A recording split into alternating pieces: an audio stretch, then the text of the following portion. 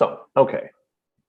Without any further ado, in keeping with an act relative to extending certain COVID-19 measures adopted during the state of emergency, as amended by Governor Baker on February 12th, 2022, this meeting will be conducted remotely over Zoom. Attendance by board members will be remote, and remote attendance shall count towards a quorum.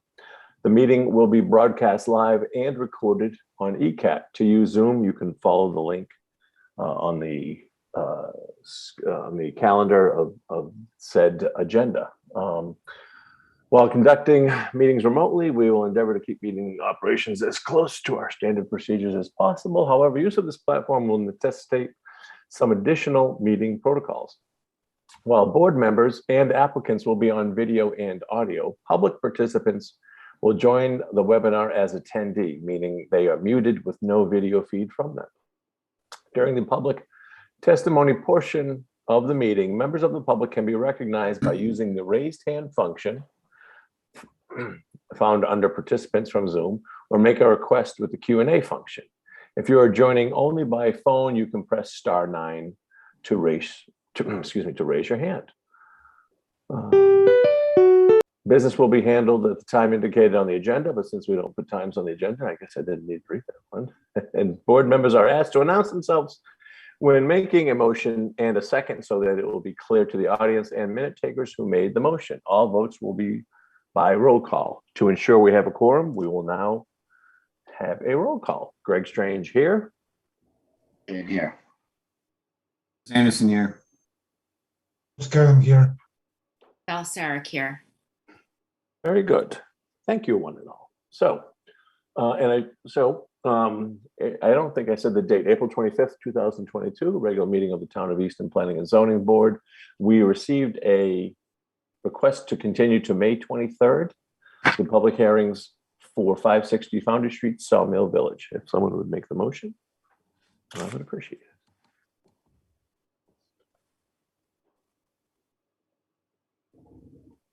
Anybody? Sorry, my screen minimized. I was muted. Motion to continue 563 Foundry Street subdivision and special permit to May 23rd. Duchesne, second. We have a second. Any further discussion? Hearing and seeing none from the audience. All those in favor, Strange, aye. Duchesne, aye. Anderson, aye. Karen, aye. Sarek, aye. Very the end. Next, we have a request to continue to May 9th, 2022, the continued public hearing for Old Forge Commons, 20 South Street. Motion to continue 20 South Street till May 9th. Karen, second. Any further discussion? Hearing and seeing none. All those in favor, Strange, aye. Duchesne, aye. Anderson, aye. Karen, aye. Sarek, aye. So next we have to, Peter, do you have the advertisement for the special permits for the public hearing?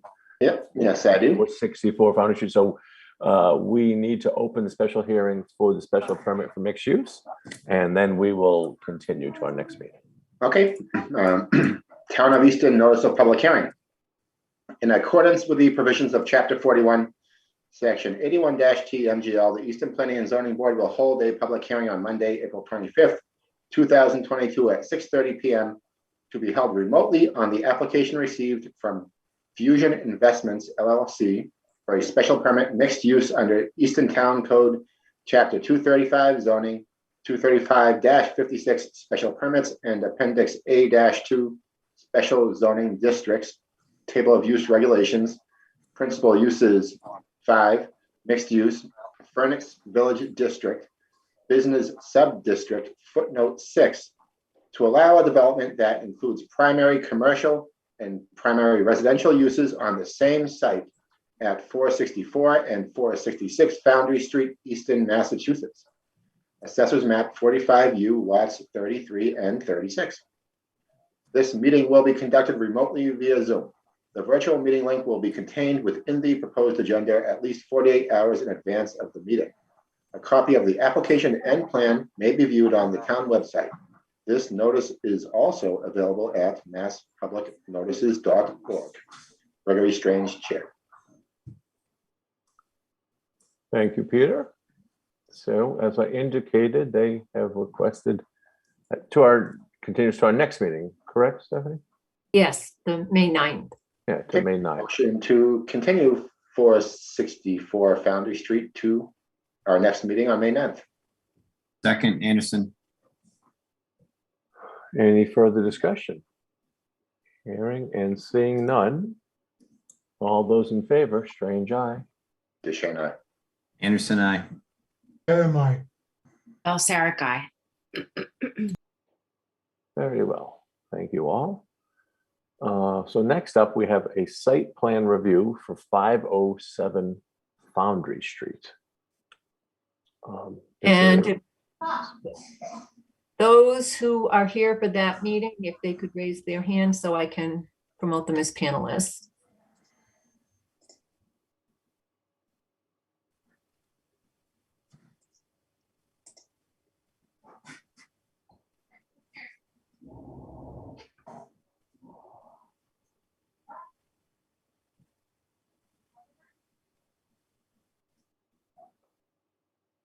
And if you could activate your video. Okay, there we go. All set? Sure, if you're ready, if you could, just give your name and address for the record. And Hi, I'm Bob Kroll, Kroll Engineering, 981 Long Pond Road in Plymouth. welcome, sir. Are you is there anyone else? Is it just you? Or? Engineer, We seem Kroll to Engineering. have Uh, Mr. Crowell. I'm sorry? is frozen. It appears that Mr. Crowell has frozen, or Oh, gotcha. is it Crowell? You came out broken up too. I thought. Huh. Yes, it is. So, Okay, there we go. looks like he's Okay. unfrozen. Bill Adams should be here. I He can is- see his box is there. Okay. All right, Okay. so, I'm here. okay. My I can hear camera's him not now. working. Okay. All right, 507 Foundry Street. It was at one time a bank. It was Eastern Bank. It began as a bank in 1977. And can you put on the existing conditions plan, Stephanie? Do you not have that? I told Suzanne if she could have you do that, that'd be great. I don't have the existing conditions plan handy. Oh. Okay, well, all right, we can just look at this if you can just bring it up a little bit or raise it up. Okay. There we go, that's good. All right. The foundation is the original foundation, and the building, we plan on just remodeling it. And there was a canopy off to the left side or to the west side of the building. And that was so people could go to the bank and access the teller through the vacuum system where you put your check in and it pops over to the bank, to the teller. There was also an existing ATM to the right side of the building. There was an ATM there. So there was an ATM, and then there was also we'll call it a takeout windows underneath the canopy, and that's what existed. And what we're proposing to do is use the existing building. We taken down the canopy, and so we have the same amount of pavement. The pavement area, basically the whole lot is paved except on the western side, there's a 50-foot buffer, and we can't touch that. There's a stream on the other side. There's a 50-foot buffer. It's from the wetland, and the stream's a little bit further over. And so this is it's all grass right now, and there's some shrubs and some trees along that edge. You can see the tree line. So what we're proposing to do is to put a Joe Aromas in there, and the exterior, we did submit some we just submitted the plan for the elevation view. You can show that if you'd like. Excuse me. All right, so what we're doing is where the old ATM was, we're putting a new ATM just behind that. And the area that was an ATM is now storage area for Joe Romas. So we have to bring everything up to the ADA requirements. So the handicap ramp on the side here, and there's a set of stairs and there's a handicap ramp. So that all meets the ADA requirements. And then when you go around to the back side of the building, we have a loading area, and there's a set of steps to get back into the kitchen, and they can bring food or supplies up the ramps and in there, and that's also ADA compliant. So we've done that, and there's a dumpster right behind it, and we propose to there's some AC units along the side on the left side of the building, and anyway, we've laid it out so there's 12-foot lanes. There's the lane closest to the building you'll use for the ATM, and then if you want to. Oh, I think he's frozen again. Can you hear me? Over and get on the out. Can you? This is Bill Adams. Can you hear me? I can hear you. We can hear you, Okay. Bill. Oh, Bill, we Okay. can hear you. Okay, so let me, he's frozen again. Originally, the original bank had 3 drive-ups that went through. There was a double window with a canopy on that right side as you're driving out. They also had an ATM where he said, right at that bump out on the right-hand side of the building. So I've eliminated one of those travel lanes and combined them together to give more room for people to get out without interfering with the coffee lane. And I thought it would be a better situation. We're not really, we have the same parking spaces we've had right along. Some of the parking spaces are shared with the restaurant next door because they have a limited amount of parking. And it's convenient because their parking overload is usually at nighttime, and Roma Joe's closes fairly early, around 9 o'clock. So it seems to work out. Roma Joe's told me they use typically about 5 spaces, but we've given them the amount that's required by the zoning regulation. But they told me typically they use around 5. Maybe 85% of their business is takeout, and it's through the drive-through. So they don't typically have a lot of people sitting in there like you'd have a regular donut shop, that type of a business. But I mean, they may have people here. We have tables for them, but I'm not sure they're going to do any real inside business.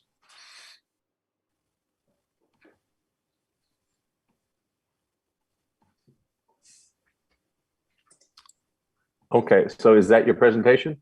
Well, Bob was making the presentation and I just kind of took it over.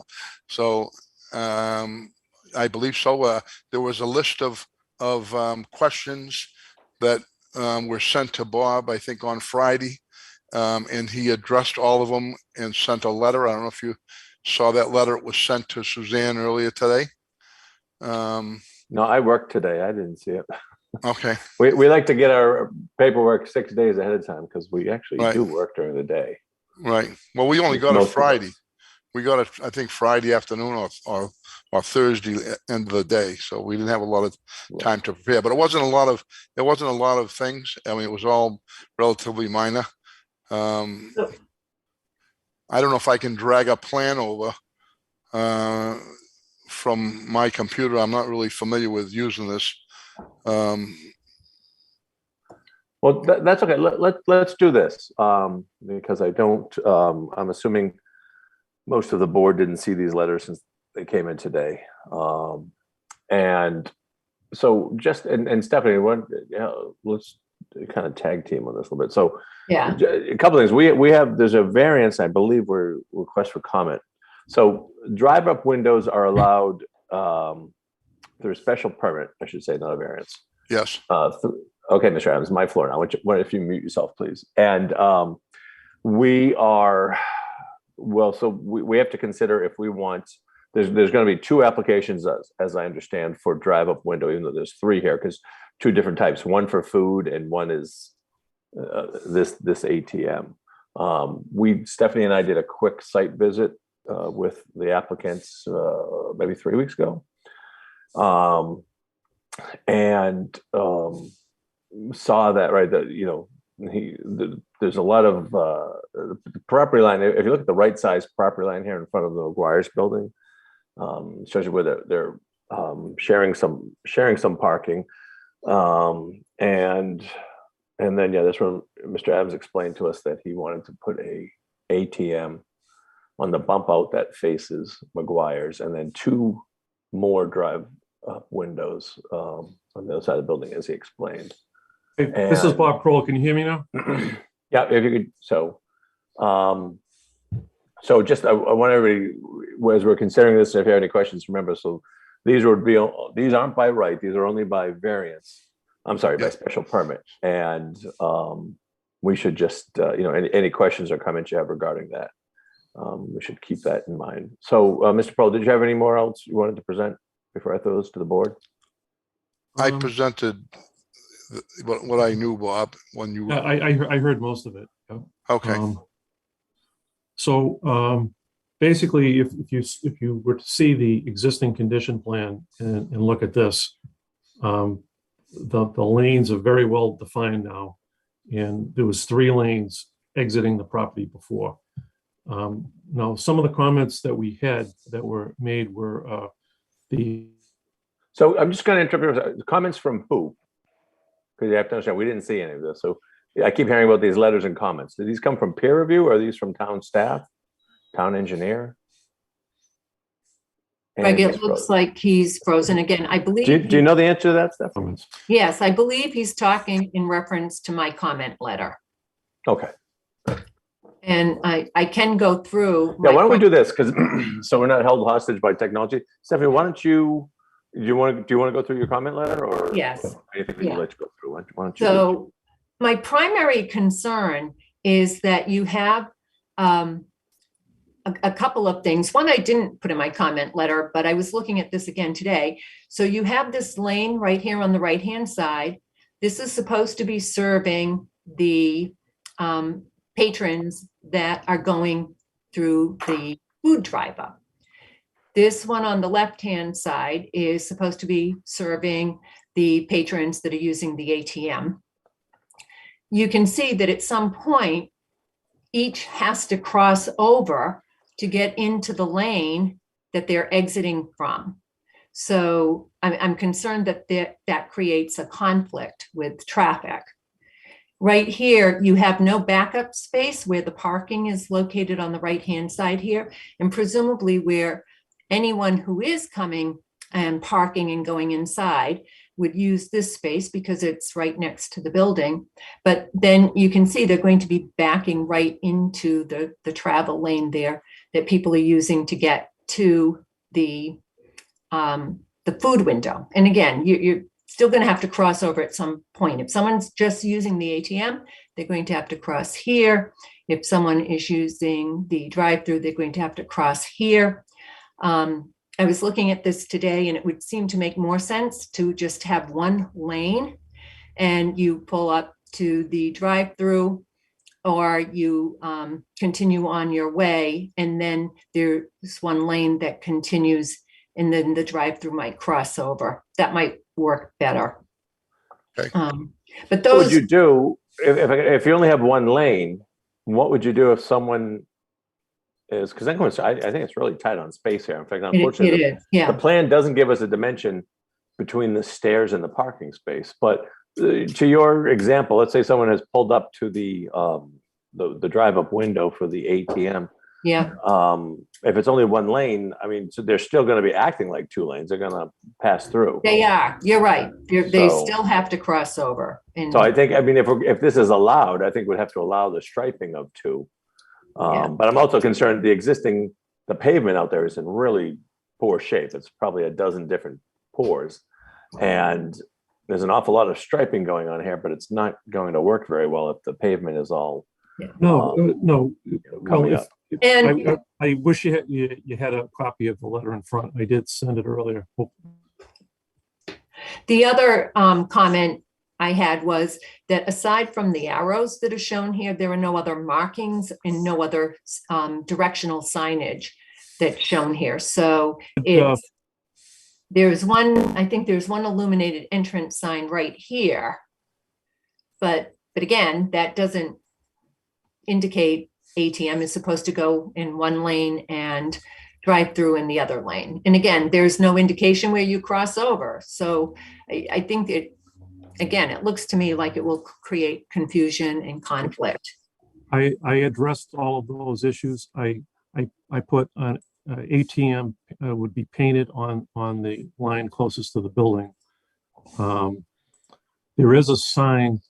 There's a sign on facing the that aisle by the old ATM. There's a sign in there, and it's been there all along, but it wasn't delineated.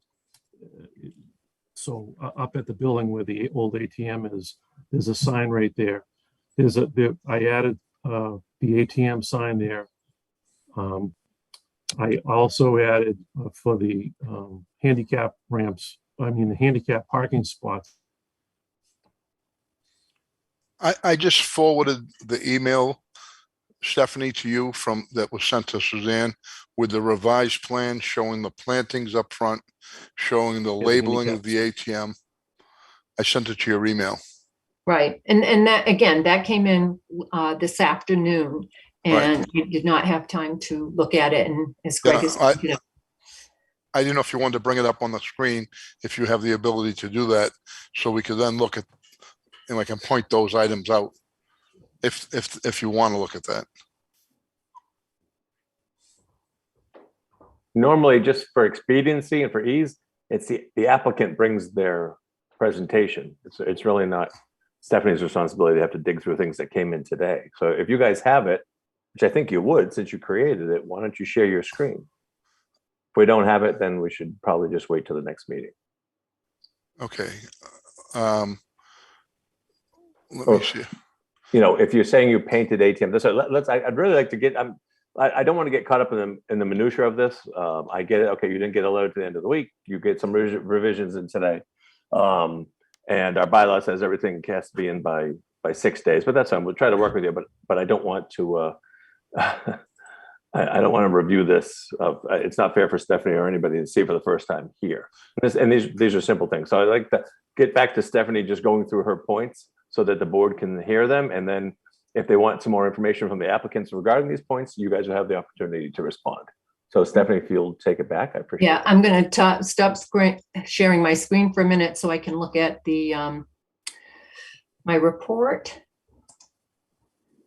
Okay, so that, let's see. I did comment, as you did, Greg, that the existing driveway and parking lot service is in poor condition and in need of repair.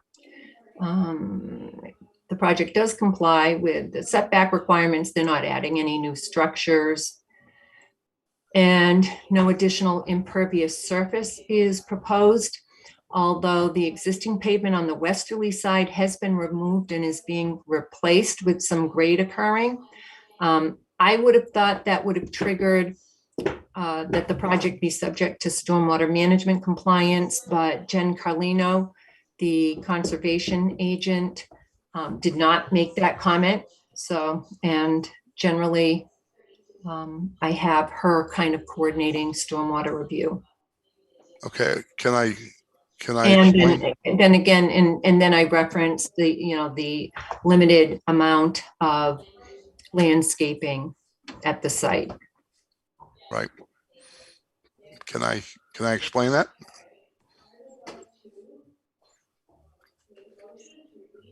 Can I explain? No, Mr. Adams, hang on a second. Let's open it up to the board. Okay. As I said earlier. And so board members, questions or comments on what you've seen so far or heard?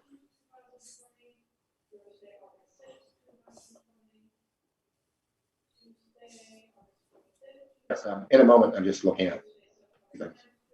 Okay, so, well, I'll go quick. While you guys gather your thoughts, I had the advantage of being out here, like I said earlier. And here's the thing, it's funny, if you hit Google Earth, it shows you there were two passing lanes. I don't think I don't think they were ever approved by a town board. I think they just were painted over the course of time. But I think back to when we worked on rezoning this district the last couple of years and some of the things that we talked about. And I remember at one point we're actually going to get rid of drive-throughs, but I can't remember the exact genesis, but we left it up to special permit by ZBA. But I look at this and it's somewhat deceiving because these property lines on the right, they're just property lines. This is a wide open parking lot, as anybody that's familiar with that plaza would know. Although there does seem to be a unique, a somewhat accurate correlation between property line and pavement type out there. But anyways, so I'm like, oh, so was this what we were going for? You know, three drive up windows. I'm like, just a question, just kind of thoughts I have. And then, okay, we have shared parking. We know how popular that parking lot is, how popular some of the businesses there are.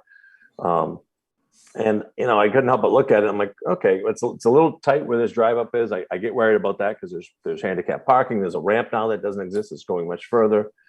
And, you know, people tend to go fast in parking lots, especially, and then this big long run. I'm like, why is there, I guess I don't understand why the two lanes that you're proposing go so far to the back of the property and loop around. You know, there's the dumpster right on the back. Thinking back to some of the design suggestions we've made the last few years in our different commercial districts, it, you know, would have been nicer to maybe have less of a travel path and have the dumpster away from the building. And but so those are just some thoughts that I have. And then I get worried if this is passed, the existing pavement condition is really bad, and they've been cutting and some more. There'll be some patching, but a layout like this really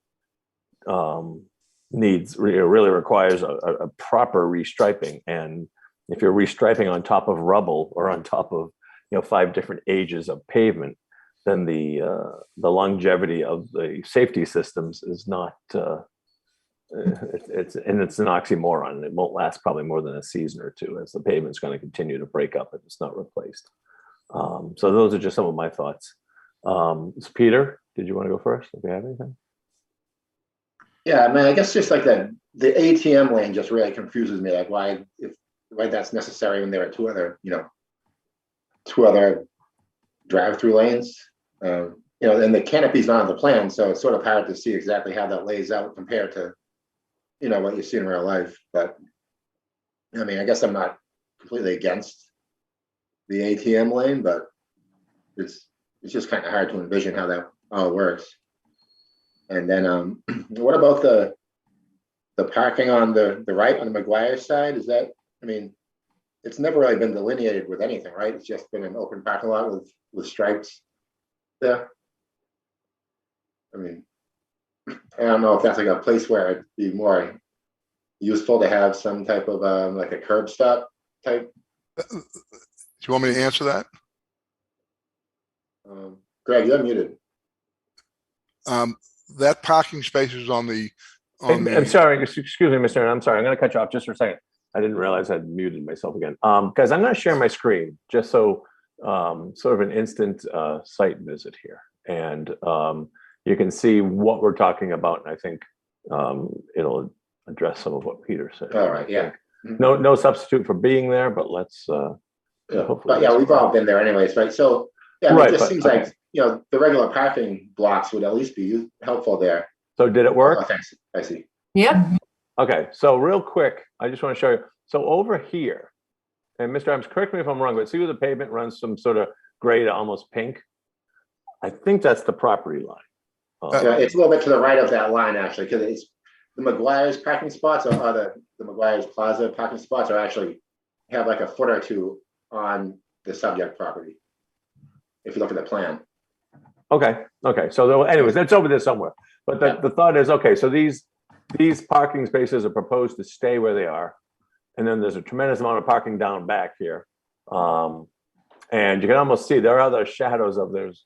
By zooming, there's a couple arrows. So there was a 2, but I don't think this distance meets the regulations for these things. And I couldn't find anything in the archives that anything was ever approved for this. But and then you can see the pavement here. If I were to go around, it's broken all over the place. And that's just a concern of mine is that with this tremendous amount of striping proposed, and I guess it doesn't really want to work right now. There we go. Yeah. Okay. That's as far That's back that side. And then is the proposed ADA improvements are those on the plan? And there's the canopy that was there. Yes. Yeah, the ramp's on the plan. Oh, okay. All right. That's right. Yes. I'm just clicking between things here. And how about back near I think it's near the, let me get to the right plan here. Too many open.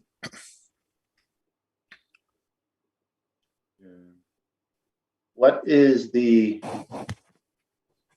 L-shaped structure near the existing leaching field? Oh, it's like a hash, like a shaded L shape between the leaching field and the McGuire's building.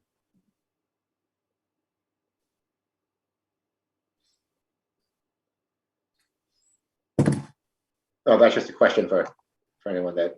I'm trying to figure out what you're talking about. Oh. Which area are you referring to? Oh. There's a dumpster, there's a ramp in the Delineating where back. the drive lane would be and not be. Okay, let's see. Can someone bring the plan back up? Yeah, I'll share my screen. I have it. Okay, sorry, thanks. Sorry, I beat you to it, Greg. Oh, okay, good.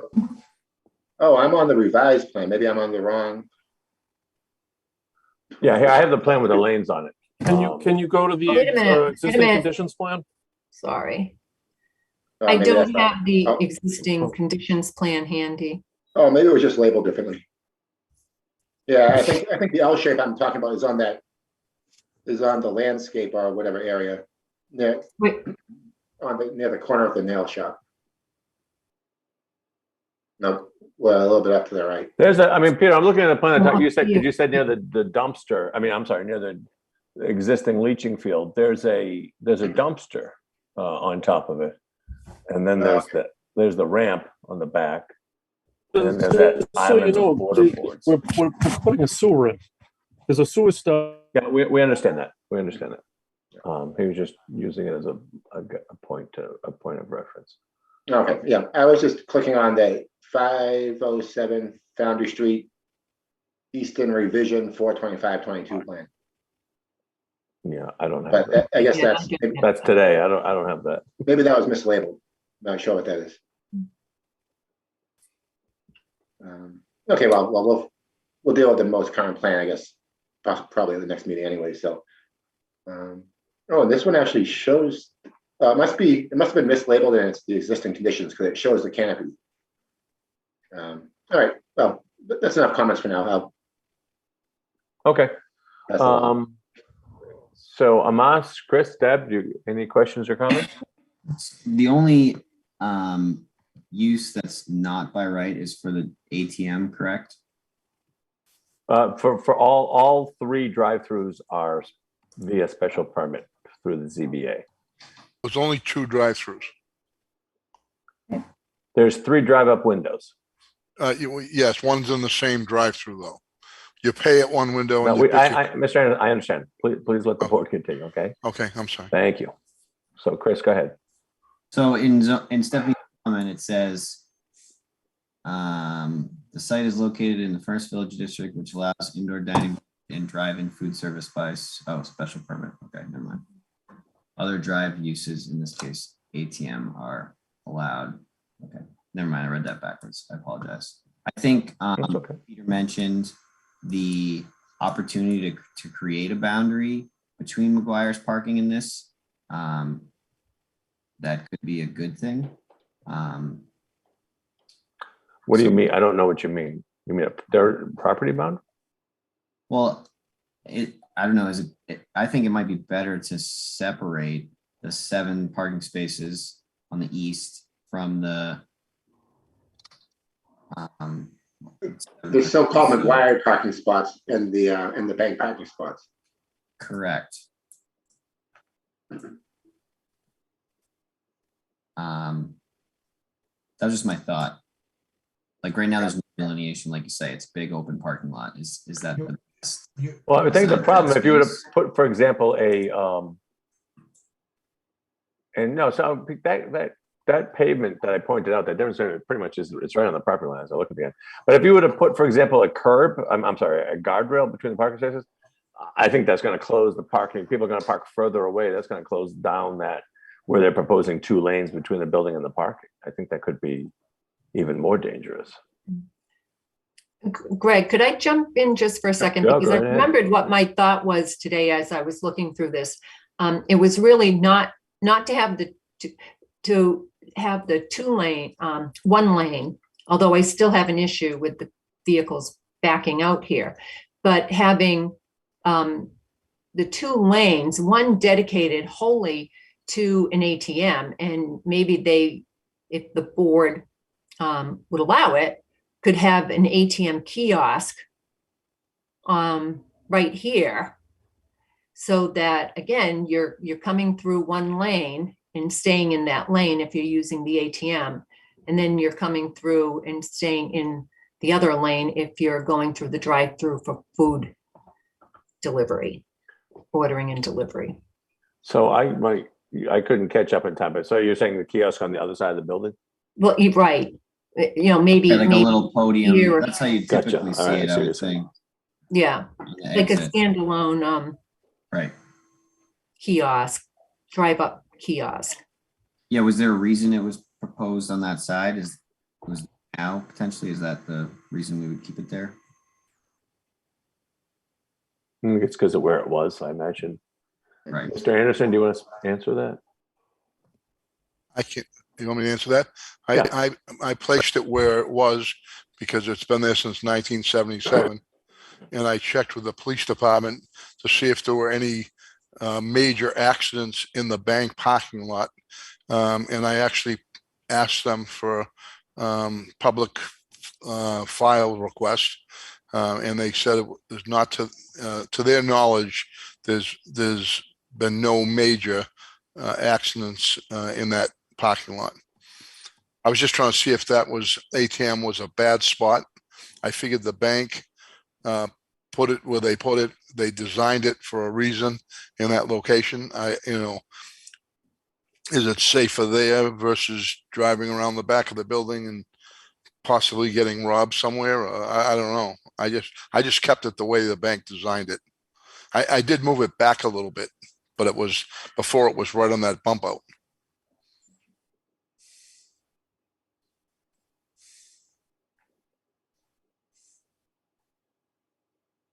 I thought it was, you were going to keep it on that bump out, you're not? No, I put it behind it, right behind it. So you drive up to the bump out and it's right directly behind it. So Yeah, people you are can going to, all right, so zoom people are in going to one have to click, you can get see out, it. people will be getting out of their car. Right? No, They won't be getting That's out. They correct. drive through. It's drive through only. I put Oh, okay, these, okay, I understand. I see what you're saying. I get yeah. it. So what are the dimension, the width of those paths going in? Do we have, the With the lanes what, are 12 Amos? feet wide. I'm They're- sorry, they're 12 what's feet the width? wide, Could the you say that whole again? The lanes for the ATM, the 2 lanes are both 12 feet wide, as shown. and So what's the, can you okay, tell me perpendicular to the building, what the distance is between the stairs, the last step of the stairs and the end of the parking space? The beginning of the parking space or the end? Well, the end, the back of it, the furthest from the curb. 12 and 12 is 24. Parking spot is 20, and then there's a little bit of a distance there. Let me compute it like a Well, measure it. there's also an apron around the step. There's a curbing around the step, so you don't just step down onto the ground from the bottom step. Otherwise, cars would be hitting that step. Can you turn those steps so you? And that curve is not shown on the plans. Was that shown on your revised plan? It's on the existing, the sheet you don't have, it's on the existing plan. But see, if something's shown on the existing plan and then not shown on the proposed plan, then to the folks reading the plan, that means you're getting rid of the curb. So if you're going to propose a curb, that needs to be on the plan. And then we're going to need to know the distance between that curb, because I'm assuming the curb, by code, it's going to have to be 3 or 4 feet. Forgive me, the commercial code escapes me right now. 3 or 4 feet from the end of that last step. So that's going to be closing down substantially more than this proposed plan shows. It's already like the width of the handicap ramp, right? And then a handrail next to that. So that's whatever width has to be, 4 feet. Yeah, right? but this plan, there's no standard handicap ramp width. There's a minimum, but this plan doesn't tell us what size it is at all. So that we can't assume. We need to be told by the licensed engineer or surveyor on this plan what the distances are. If you look at to the right of the site plan, there's a plan the same size, but there's dimensions there. The handicap ramp is 5 feet wide. It's 28 feet long. There's a 2-foot rise.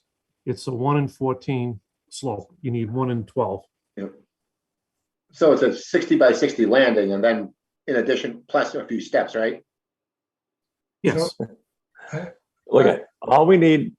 That's fine. The plan does. This is a critical dimension. Okay, two things we need. We're going to need this curb that Mr. Adams referred to.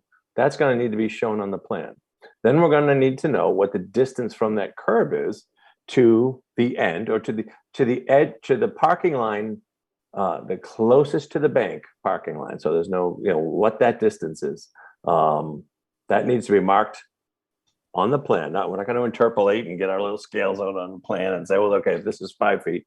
It needs to be put down, because that's crucial. And it's even, I'm even more concerned now because we've got a curb that's not shown here. And I think that's going to have to be 4 feet from that last step. And that's going to have to be sloped too, I would think. So I would like to summarize my concern. It's too narrow. Go right ahead, Amos. I think it's narrow, and I think there is no reason why the steps need to be facing that direction. You can turn the step and give a little more room for the cars that are backing up from the parking and going through.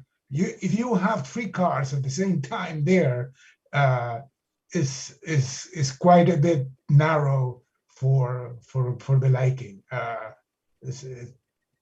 You need to give a little more room there. Yeah, we could turn the steps.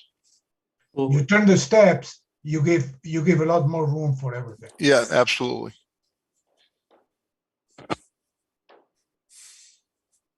Are there going to be any bollards in this curb protecting the handicap ramp? Yes. So those need to be shown on the plan as well. There's one showing on that plan. Right, it's down by the ATM jug. Yeah, So yeah. that's not. I'm talking about going along the side of the ramp. If there's going to be Well, the ramp itself is going to have a railing attached to it, and there will be bollards on the outside of that. So Well, those the those ramp- need to be shown. Okay. The ramp is like it's 2 feet high, and then it goes down to nothing at the handicap walk to the handicap spots. So No, that's I gonna be- understand that, You don't but, need a bollard there. Right. I'm not saying you have to put a bollard. I'm just saying I'm hearing about a curb that's not shown on the plan. So my thought, well, okay, a lot of people would put bollards there. Are these poured in place concrete? What's the ramp made from? Concrete. Okay, so I'm just saying, if they're going to be any, we need all construction details on this plan, and we need dimensions between all of these items, especially these critical widths between the parking spaces and the building and the different items, the curb, whatever the closest items are, so that we can look and see, so we can make a decision based on some accurate information. So we'll slide the lane over. We'll turn the steps 90 degrees, and that'll give us a lot more room to back out. I just had a few comments, if this is a good time to interject. Go right ahead, Deb. Well, in addition to agreeing with most of the comments that the board made, I did want to say that despite the fact that there is a lot of driving traffic, and you mentioned that the coffee shop does primarily take out business, I think in the spirit of the rezoning of this area, and given that there is residential housing very close by and there are sidewalks, that you're missing an opportunity to make a pedestrian connection from the sidewalk or the street to the actual restaurant. And I also think that we kind of talked a little bit about navigating the ramp and the 2 lanes and all of that. But for those people that are parking, like, it's unclear to me. So is the entrance where the steps and the landing are? That's the main entrance, yes. So, but the striped area is not where the steps are. The striped area for the handicap leads you to the bottom of the ramp, so they can go up the ramp to the Right, main but if you're not taking the ramp, there is no clear way that pedestrians, other than, like, let's say you parked at one of the spaces closest to the road. You know, are you going to walk along with the traffic that's in the drive-through lane up to the cross-hatched handicap area to walk across? So I'm a little bit unclear about that. I did want to mention, by the way, I don't know if you calculated in your 28 feet, was it, I'm sorry, I can't see the screen exactly. Is it whatever the length is that you said? Does that include the 5-foot landing that's required at the bottom? And that 5-foot landing that's required at the bottom, which might be included in your striped area. correct. That would be required to be protected. Right. Okay. In any case, so I think if showing a clearer connection for where the pedestrians would be helpful. I'm also just curious, so is it a cash only business? Like, what's the whole reasoning behind the ATM and the coffee shop and the drive-through? Like, are they intertwined, or are they just 2 separate uses, and because it was a bank, you're trying to get it to work in this capacity?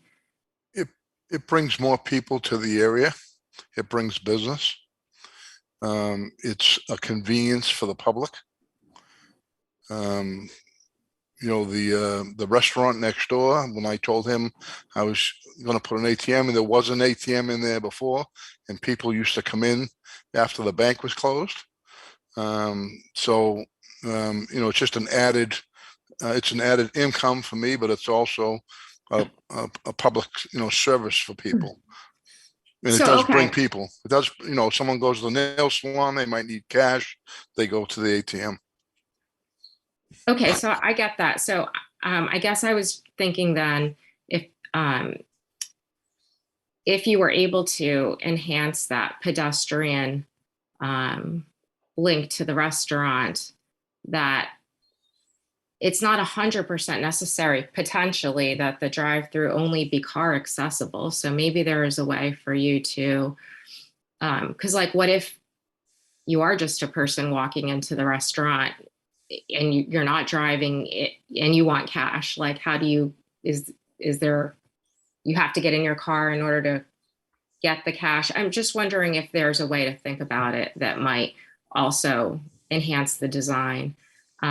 I also think that I think this was already mentioned, but I'm not sure why the dumpster is located there and not further back in the parking area, like towards the rear of the parking area. And I think that is another opportunity where there could be, you know, an outdoor place potentially for drinking your coffee, or having it be visually more appealing, as opposed to having the dumpster there. So those are just some of my thoughts, but I definitely agree with everyone that I think 2 lanes is too much. The crisscrossing, I think you also have to consider that pedestrians are going to be walking over there either to get cash or to go to the coffee shop or because they parked there, or maybe, like you said, from the plaza. And I don't really see that that's been thought about. You know, Deb, I just want to jump. I think that was an excellent point you made. It got me thinking. You know, I mentioned I thought it was tight having those two spaces. I'm sorry, those two lanes. And you know, you look at this. So there are 1, 2, 3, 4, 5. There's 7 shared parking spaces. So there's a really good chance that those are going to be occupied by folks for other businesses.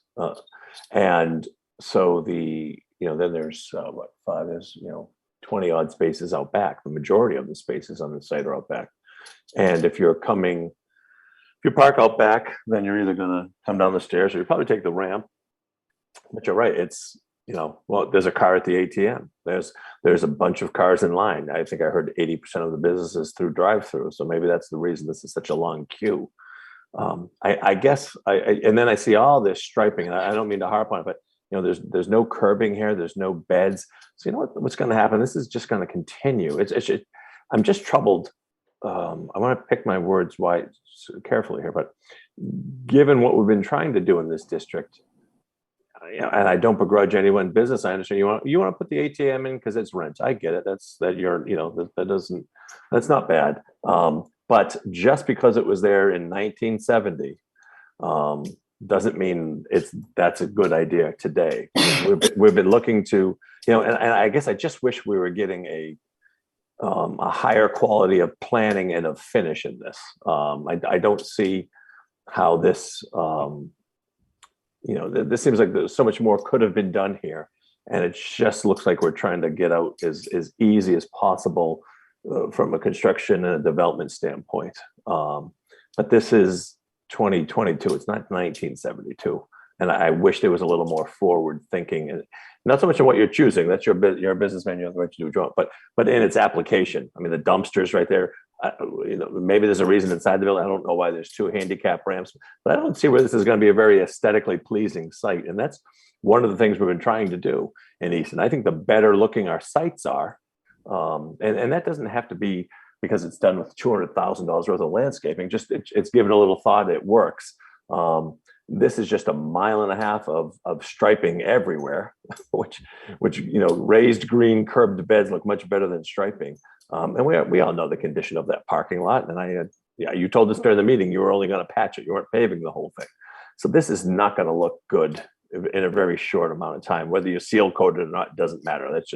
That's just putting a Band-Aid on it. And anyway, so I've said my piece on that. But I think that's a great point. I hadn't even thought of that. And that's how are people getting back to those spaces if it's taken up by the minimal amount of distance needed for 2 traffic lanes? And it might even be under that. I don't know. We don't have the dimensions. So board members or Stephanie, any more questions or comments?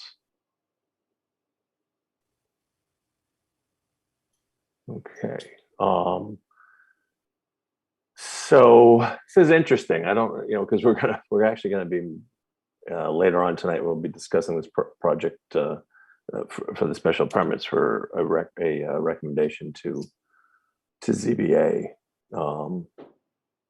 And as I understand, there was as we talked about earlier, there was a revised plan that came in today, which none of us saw. So we'll have to look at that. And I don't know if, there's a pretty good view of this on Google Earth. So I don't think a site visit is necessary, but if anybody wanted to do that, we certainly could. I just think this is a little more than your standard, it was there, we're just trying to do it again. And this really flies in the face of so much we've talked about in all of our planning efforts. And again, I don't mean by the use but just how are the solution, the site solution. So I wish some of what we had worked on had been taken into account. I guess we have to continue to the next meeting. And if the plan you've submitted today is what you stay with, it is, or if you submit something else. Oh, we'll make revisions. We're gonna, like, please, we need them 6 days before the meetings. We can't get them. Okay, well, a day okay, of. if we can get them in and we can get that, somebody can make comments so we can get them back in a timely fashion, we can do that. When would we have to have the revisions to you? 6 All right. days before the meeting, as laid out in our rules and regs. Oh, I understand that. When is the next meeting? May 9th. Okay. Just, can I just ask maybe a clarification on one thing? Is, Sure. are the 2 lanes, is that just to handle mostly volume for the drive-through, or is that to also just to make it easier to access the ATM? It was just to define the lanes. We were asked to do that, and we did. We added lines so you could see where the lanes were. I think it's safe to say if there wasn't an ATM, there wouldn't be 2 lanes. Right, And- even like one lane could split No, the 2 I- farther around the building if there were gonna be 2 if there are 2 Right. kind of coffee shop drive-throughs, one Yeah. lane could split the 2, Yeah, right? I'm not sure of that, Mr. Chair. There are many drive-through and they have 2 lanes because they don't want people stuck in there. And So there is I'm not saying direction- that just, Yeah, that makes the direction ATM of the unworkable. I flow. was just wondering if there's a way that, there could just be, or like one lane with like a little space to go around if someone happened to be at the ATM. I knew this is a dumb idea, I have no idea. I don't think there will be so much traffic on these 2 lanes that crossing lanes and doing all that is a problem. I don't see a problem with the 2 lanes. Not really. Stephanie, I see there's a hand up in the audience. Yes, and just before you recognize Dale, Greg, I do want to respond because Mr. Crowell said that we asked for 2 lanes. What I asked for was a delineation because there was no lane marked. So it really was, there was no sense of direction on travel and circulation.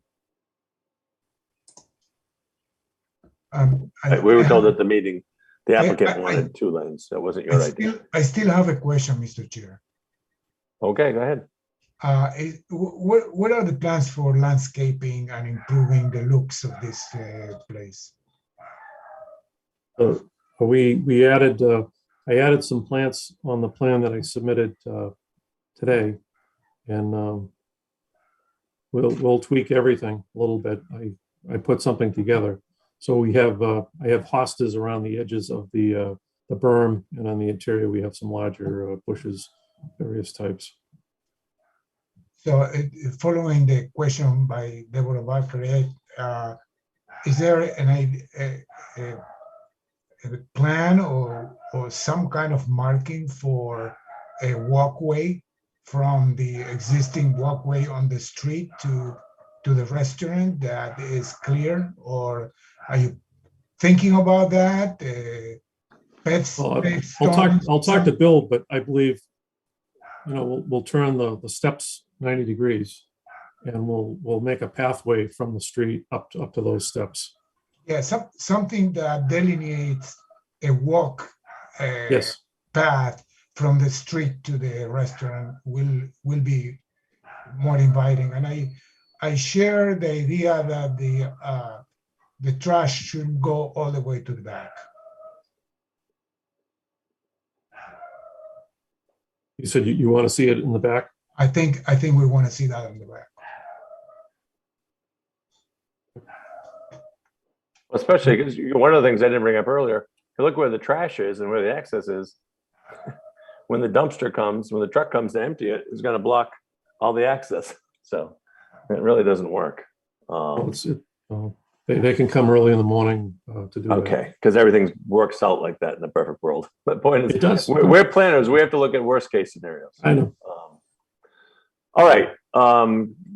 Did So, you say Greg, that was Dale? There's one hand up. Let's do that so we spent a little more time. Yeah, I've allowed Dale to talk. Okay, Mr. Carister, name and address for the record, please. Dale Carister, 21 South Street. I'll be brief. I just echoing the desires expressed with respect to aesthetics and also pedestrian friendly, and it would appeal to the applicant to consider that this area, I think, is going to be going through a lot of transformation. I know one of the other projects that was on their agenda for tonight contemplates a 24-unit apartment and retail complex across from Shaw's. And my understanding is the town is also thinking in the next 3 to 5 years or whatever it may be for sidewalk access coming down 106 to connect a lot of the residential areas. You'll have a 44-unit residential area coming in on the Foundry project. You'll have additional units coming in off of South Street. So I would just ask the applicant anything that they can do to perhaps tweak their plans to make it more pedestrian friendly, and even the consideration of a small area with some tables, sitting, where folks could sit outside, similar to what they did over at Alltown, just down the street a little bit, would be much appreciated on behalf of the neighbors and residents in the area. So thank you, appreciate it. Thanks, Dale. Yeah, those are great points. I mean, what I was talking about before, and I don't mean to be short or curt or seem grouchy, but I just, it seems, we've put a lot of work out. We have bylaws and documents, and it doesn't seem like they ever get reviewed. And yeah, look at this day and age. I mean, okay, ATM. Pardon me. I go, hey, I've got 1972 on the phone, but that's fine. You want an ATM? But I'm like, there's outdoor dining. There isn't. Every place has outdoor dining, and so some trees out back and a little island. I mean, I just think that's such a better use and better planning, and that raises the property value, raises your rents, and that's good for everybody in Easton. We help out with our tax base. I think a little more thought, a little more beautification, a slightly better aesthetic with the property. Better planning leads to a better product, which leads to a better town, and that's why we all give up time out of our lives to do this, not because we want to sit here and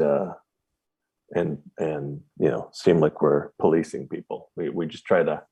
We'd really like to see the plans we put in there with a lot of feedback from residents and professionals and town staff. We'd like to see them followed sometimes and used as a guide. So anyways, I'm off my soapbox. I think we're good here. We have one more panelist. Oh, well, that's Mr. Adams, right? So I'm gonna close it here. I think we're good for the night. We've given almost an hour to this. Can I ask one quick question? Very quick, sir. I've given Okay. you plenty of opportunities. Does the outside dining require a special permit? I don't know, but you could certainly look that up on our use table. Okay. And I'm not saying you have to do it. I'm just saying I just wish there was a little more vision, other than a dumpster that's going to have lots of yellow paint around it and everybody's going to drive around. I don't think that's not really helping with the aesthetic of the district that we're trying to redevelop. But that's just Seagulls. me. So anyways, if someone make a motion to continue this to our next meeting, please. Motion to continue 507 Foundry Street until May 9th. Adam second. Great. All those, any further discussion? Hearing and seeing none. All those in favor, strange eye. Anderson, aye. Kevin, aye. Bell guy. Great. Thank you all. We'll see you at the next meeting. Thank you. Thank you. Okay, next up, 574 Foundry Street. And I believe Bill Whelan is here for that. Which is a site plan. And I'm sorry, this is an A&R plan. this is an A&R plan. I see he's on the phone, so I'm guessing I need to share the screen for this one. Hello. I heard a faint voice say hello. Hello. Bill? There. Yeah, Mark. Hey, This is hey, Mark. good evening. Oh, Yeah, good evening. you could just name and this- address for the record, please. Thanks. This is Mark Whalen from WT Whalen Engineering, 481 Mount Hope Street, North Attleboro, Mass. Welcome. Representing our client for a Form A.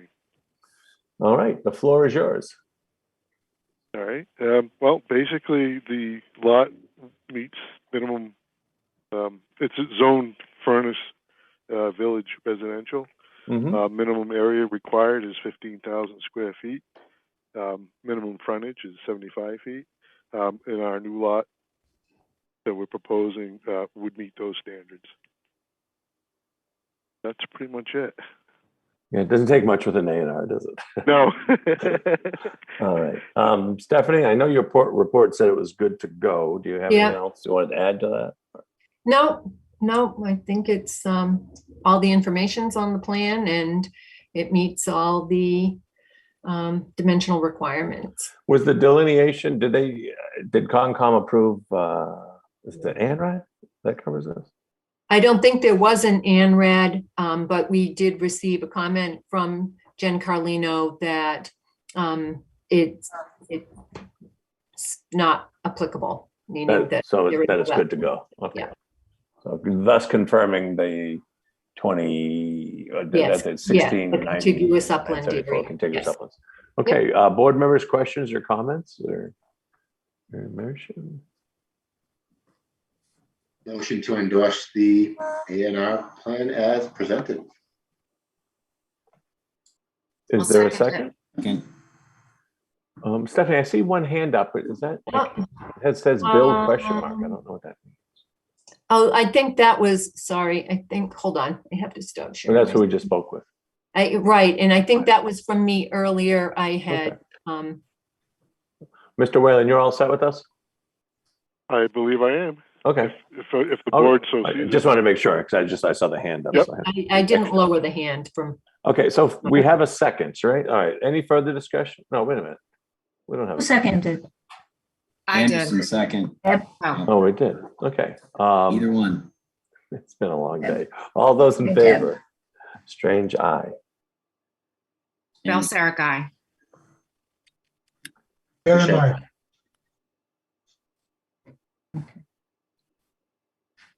Did we get everybody? Oh, Chris? Yep, Anderson. Yeah, Chris went. Yeah, I heard Chris. All right, Okay, we're good. and it's unanimous. All right. Thank you all. Let me. Thank you very much. Okay, thank you, sir. Let Thank me you. get Good night. back. My agenda has disappeared. Boy. Some nights Zoom doesn't want to be your friend. Accessory use, solar photovoltaics, the next piece, Greg. Well, thanks. Stephanie, you want to? yes. Greg and I were at the Finance Committee meeting and Greg was presenting the articles that the board has recommended for the town meeting warrant.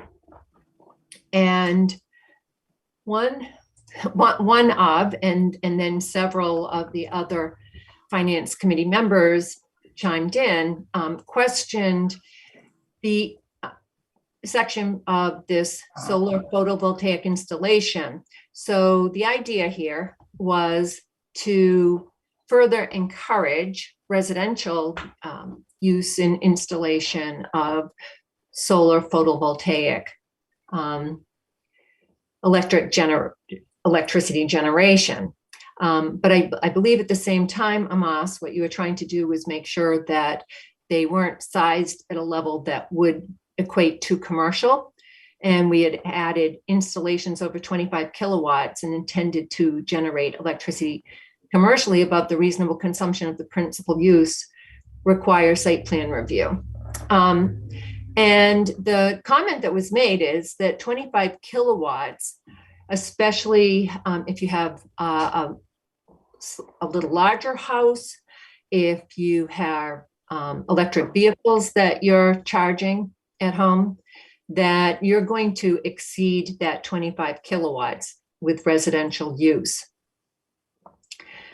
And they did not vote to recommend the article as it was written. So Greg and I talked a little bit about it and suggested we bring it back to the board. A couple of ideas here, because I don't know that the board would want to continue, but again, it's your decision with an article that you knew was not going to be recommended by one of the other boards, that either we modify the language, just reinforcing that any commercially any installation that was intended to generate electricity commercially would require site plan review. Because I think one of the benefits of having a solar array and generating your own electricity, especially if it's direct use, which not many are, but is that, it's a kind of renewable energy source, and you could use as much electricity as you wanted to without restriction. So. Well, let's dive into this. If I could just jump in, Peter, I just want to jump in real quick. Kilowatt hours, or how are these measurements made? Yeah, Ross? the 25 kilowatt it might be limiting. It was kind of arbitrary. Okay, guys, can I just jump in for a second before we go too deep on this? Can you hear me? Yeah. Okay, I thought I was muted the way I kept going. So we presented this, as you know, I wasn't at this meeting. This came up, but that doesn't matter. I don't need to be there for those things. But safe to say the finance committee, several members of the finance committee are very well versed in solar, much more than I. And they started to ask, I had handed off to Stephanie. I said, hey, I wasn't here for this. So I'll let Stephanie handle it. And I think we both felt, we're like, well, that perhaps we should just pull it, because we didn't really have a handle on what went into determining the 2,500. And as Amash said, it was kind of arbitrary. And I was kind of, remember early on, I was like, why didn't we deal with the Green Communities Committee on this anyways? I wonder why we didn't seek them up. But we're trying to rush it. I just think we should do sort of what we did last year to Deb's idea. I think it's great when individual members come up with ideas. Remember, we worked on Deb's last year. We didn't quite get there.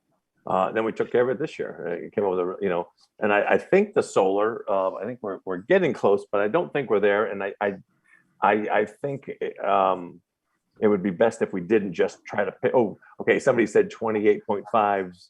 Not 25 is too much. Our house is 25. Let's go 30.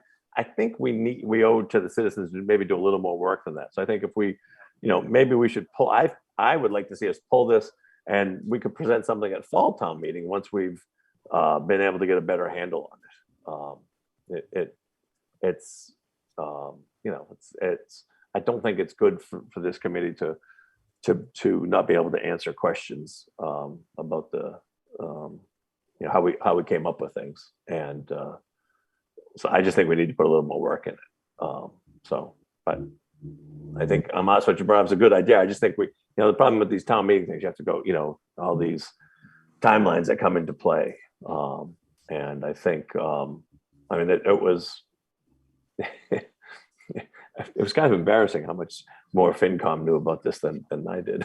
So, we weren't able to, so I think we just need to go back and retool it so that we can all, we can come up with something, first of all, that's going to work. And the house in question was only 3,200 square feet. It wasn't like it was a giant house. So. What's that? No. Hey, Dale, can you mute yourself, please?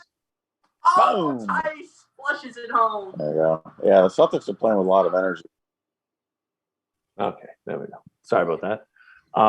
So anyways, go ahead, Amos. You can go now. I just wanted to get that out so you guys understood. So if we remove the 25 kilowatts and you say that you don't want commercial generation of electricity from a residential area, I think that's probably enough. You don't need to, the 25 kilowatts we added at the last meeting, I think it wasn't there on my original proposal.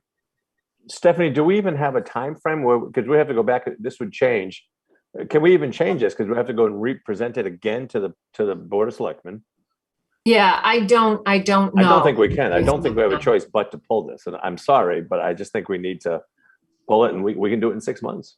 Yeah, that is okay. My little investigation showed that 25 kilowatt is probably enough, including electrical vehicles. Is quite an amount of energy. So I don't know who on that Yeah. committee told you. Okay, well, Yeah, okay, so from working in but let's, solar, guys, not I to- don't really want to get into tonight. I don't want to get in the weeds on this because we have a bunch of other stuff coming up. So we'll put this on the agenda for the next meeting. If if you guys want to write out your summaries or come bring any information you have to back up your thoughts that 25 is enough, because that's completely the opposite of what we heard from folks. And so if we want to start this discussion, why don't we say 2 meetings though? That way, give everybody time. I can do a little bit of homework, and we're not going to go anywhere till the fall with this, anyways. But I just think we need to do a better job of coming up with, I need to make sure we don't pick arbitrary numbers. I think we need to back them up because we're going to be asked very pointed questions. So, anyways. Want a motion? Do we need a motion for that? I mean, I guess we do. Yes. Yeah, motion to withdraw the article, right, Stephanie? Is that what it would be? So moved. Yes. Is there a second? Second, All right, all those in favor, Strange eye. DeShane, aye. Kevin, I. Balsaric, aye. That's unanimous. Thank you, Amos. Thanks for your work on that, and we'll get it for you in the fall. Meeting minutes.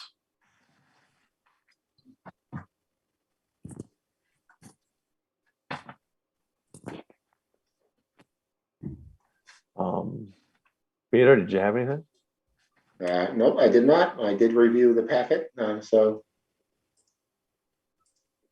I will make a motion to approve the meeting minutes, unless anyone else has any other comments.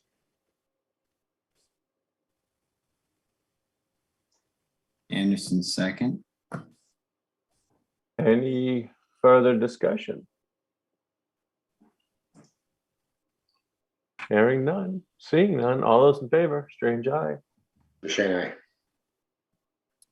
Balsaric, aye. Kevin, I. Great, Anderson, aye. that passes. Thank you all. Yeah, well, that's approved, I guess I should say. And next up, we have ZBA requests for comment. So these are 2 requests of comments. They're both for the Aroma Joe's that we just looked at 507 Foundry Street. And one is, and correct me if I'm wrong, Stephanie, but one is the special permit for the drive-through. And just so you know, the 2 drive-throughs that are handling the coffee, if you will. One is a pay window, and one is pick up your coffee, etc. window. So we're talking about if there'd be 2 lines for that, then just be 1 for that. It's just a 2-window process. And then the second application is for the ATM drive-up window. So it's all fresh in our mind. We don't have to describe the project, but I'll open the floor for my board members to wax poetic. My fellow board members, I should say.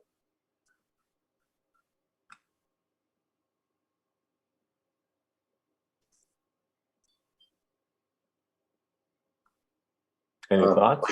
Motion to recommend the special permits? So, okay, well, you made a motion, so we need a second to Okay. discuss. We can further discuss that if you'd like to. I will, Anderson, second that so we can discuss. Okay, there's a second. So my discussion, so for the 2 for the coffee on the side, yeah, I'm okay with them. I wish there wasn't so much parking out back, and I mean, so much, I kind of what we talked. I wish it was closer. The turn was closer to the building, I guess, or the dumpster wasn't there anyways. But the second one, I have an issue with the ATM one. I thought Stephanie brought up, it was kind of an intriguing idea. I just see that, frankly, I don't see it as much of a, given, I think it's a little risky there. I don't think it's the safest thing. I think it's pretty congested. If this is, we forget that building has been empty for quite some time. And even before that, it was, there was not a lot of parking associated with that bank. It's probably why it closed. And that has mostly been a parking lot really for the successful businesses in that plaza. So now if this Aroma Joe's is successful, then you're gonna have cars zooming in, not every car will zoom obviously, but some will come in, and it's a little tight in there. And you're gonna have cars going to move out pack. I mean, it's you get what, when you don't have curbs, I think people don't realize, you look at this in site plan, it's one thing, but if you're now going to, if let's say now you had 3 really successful businesses in that parking lot, you had McGuire's, you had the liquor store, and you had this Aroma Joe's, got an awful lot of traffic going in and out. And there's no curbs, there's no structure to, kind of to Chris's point before, I understood why you'd like to have some separation there, but unfortunately the property lines and I think how tight it is probably doesn't help. But I just don't see why taking that risk with that somewhat kind of risky design, especially with, don't forget, that plan doesn't show the curb. That's got to come out at least, I think, 4 feet, if not 5. Debbie, you know commercial code better than I, but it's really tight. And for an ATM, I mean, that's not exactly cutting edge technology. Is it really worth the risk? And there are 2 ATMs in that neighborhood, or at least 2. So it's not like there's a shortage of ATMs around there. So my point is, I have a problem with the ATM. So sorry, Deb.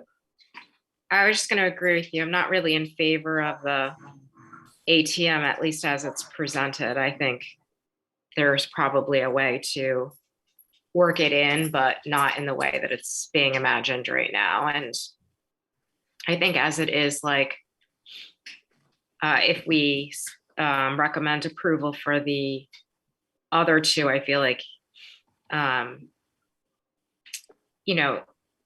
think it's reasonable, but yeah, I think, we were trying to promote, less vehicle traffic and more pedestrian and street front, enhancement of the properties and so forth. And so the whole nature of it isn't really that great. So I agree. I think they're kind of trying to, it already exists, so why not use it? But I don't like it in the current reiteration. So I'd be in favor of not recommending the ATM, at least as it's currently presented. I don't know if,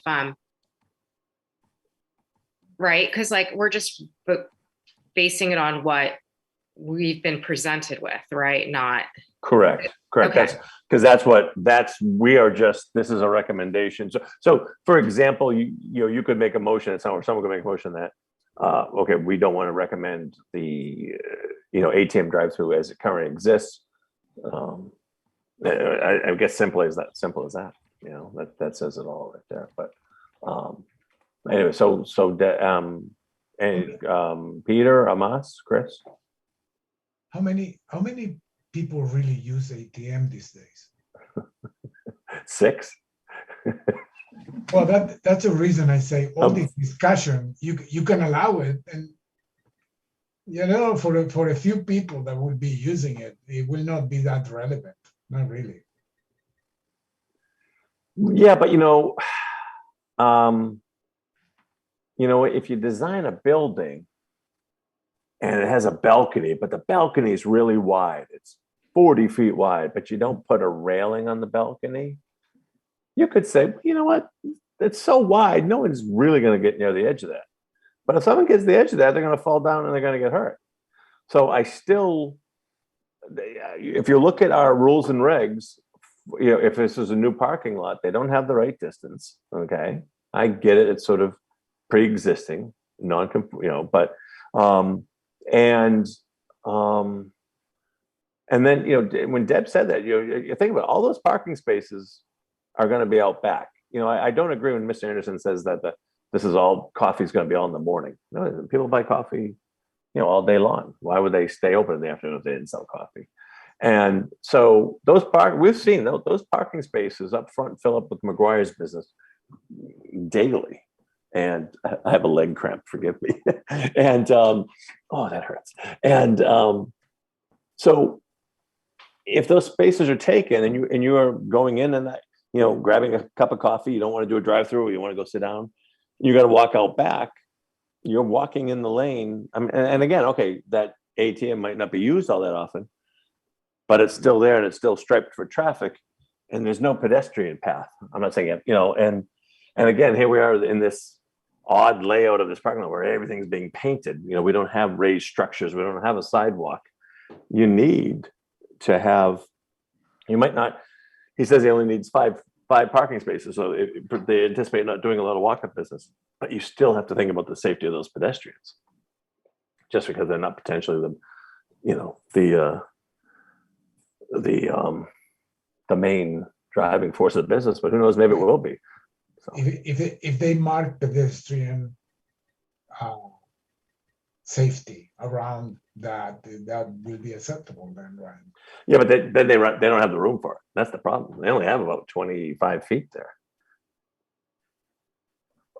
Yeah, they will need to bring that walkway through the other side and use the handicap crossover for. Are we making recommendations to the Board of Appeals, or are we doing the site plan review here? I just don't know what.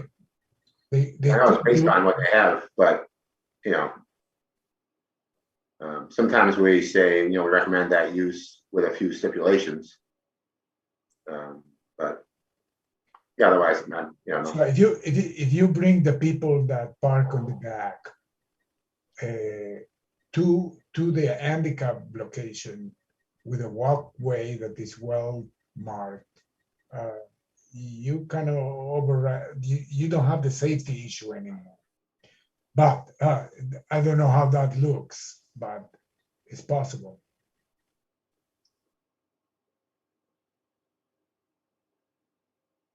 So where are we at? So is everybody in favor of the two? I'm going to call them the coffee drive-up windows. Anybody have any issues with those as proposed? Okay, so those we can. All right. So we have a motion. Do we? I'm not in favor the way it is right now, and that's all we can vote on.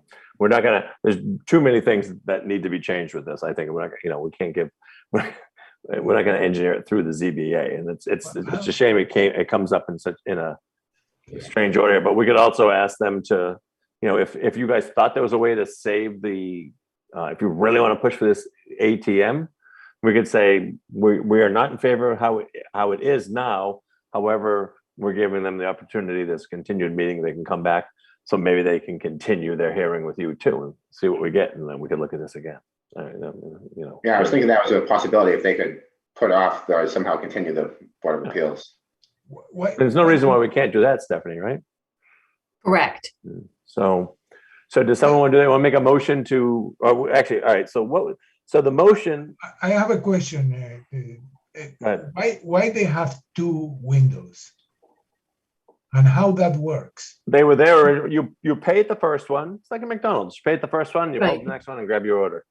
Right. It keeps things flowing. Internally, That's pretty common. some operations feel that's more efficient. Mr. Chair, this is Suzanne. Can you take two separate votes or two separate applications? Yes, yeah, we're going to have to anyway. Good. Yeah. Thank you. In fact, I was going to be. So Pete, let's do this. Pete, I was going to ask you to withdraw your motion. Yes, I will withdraw my motion. All right. Okay. So now if someone wants to make a motion for the two coffee shop, I'm going to call them the two coffee shop drive-up windows, or the one drive-up, anyways, because it is a separate application.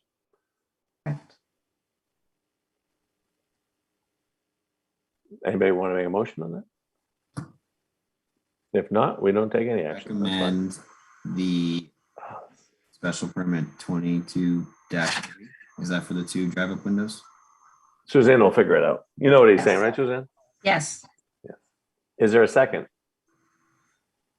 Second, Kadam. Second, Kadam. Any further discussion? I don't see any. I don't hear any. All those in favor of the motion, Strange eye? Bell Sarah guy. Kevin, mine. Peter, did you say that? Yeah, I did. Okay. Did anybody hear him? No. Shane, aye. All right, unanimous. Okay, so now the second, we can entertain a motion for the drive up ATM.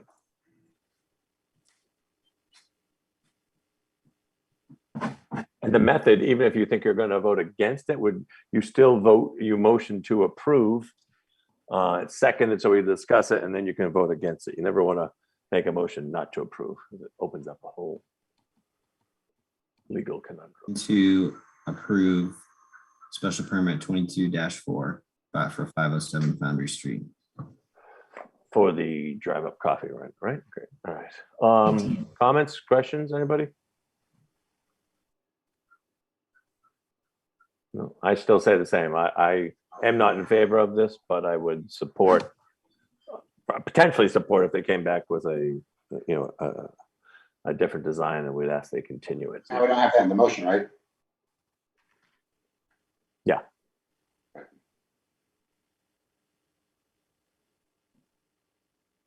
So we're voting on recommending it without any further. No, so the motion is to, yeah, so we would vote not to, oh, so here's the thing. We have, yeah, I guess we did that wrong, didn't we?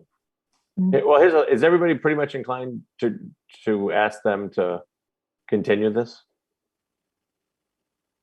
Or do we want to vote for it? Continue the Board of Appeals meeting while the planning board spends a little more time on the site plan. Right, on the ATM, right.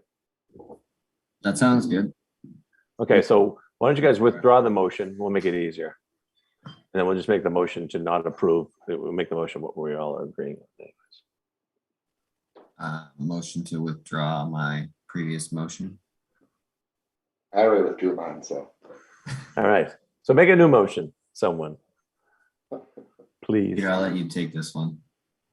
All right. Can it just be like motion to deny? Yeah, it should be something, motion not to approve, but we would reconsider a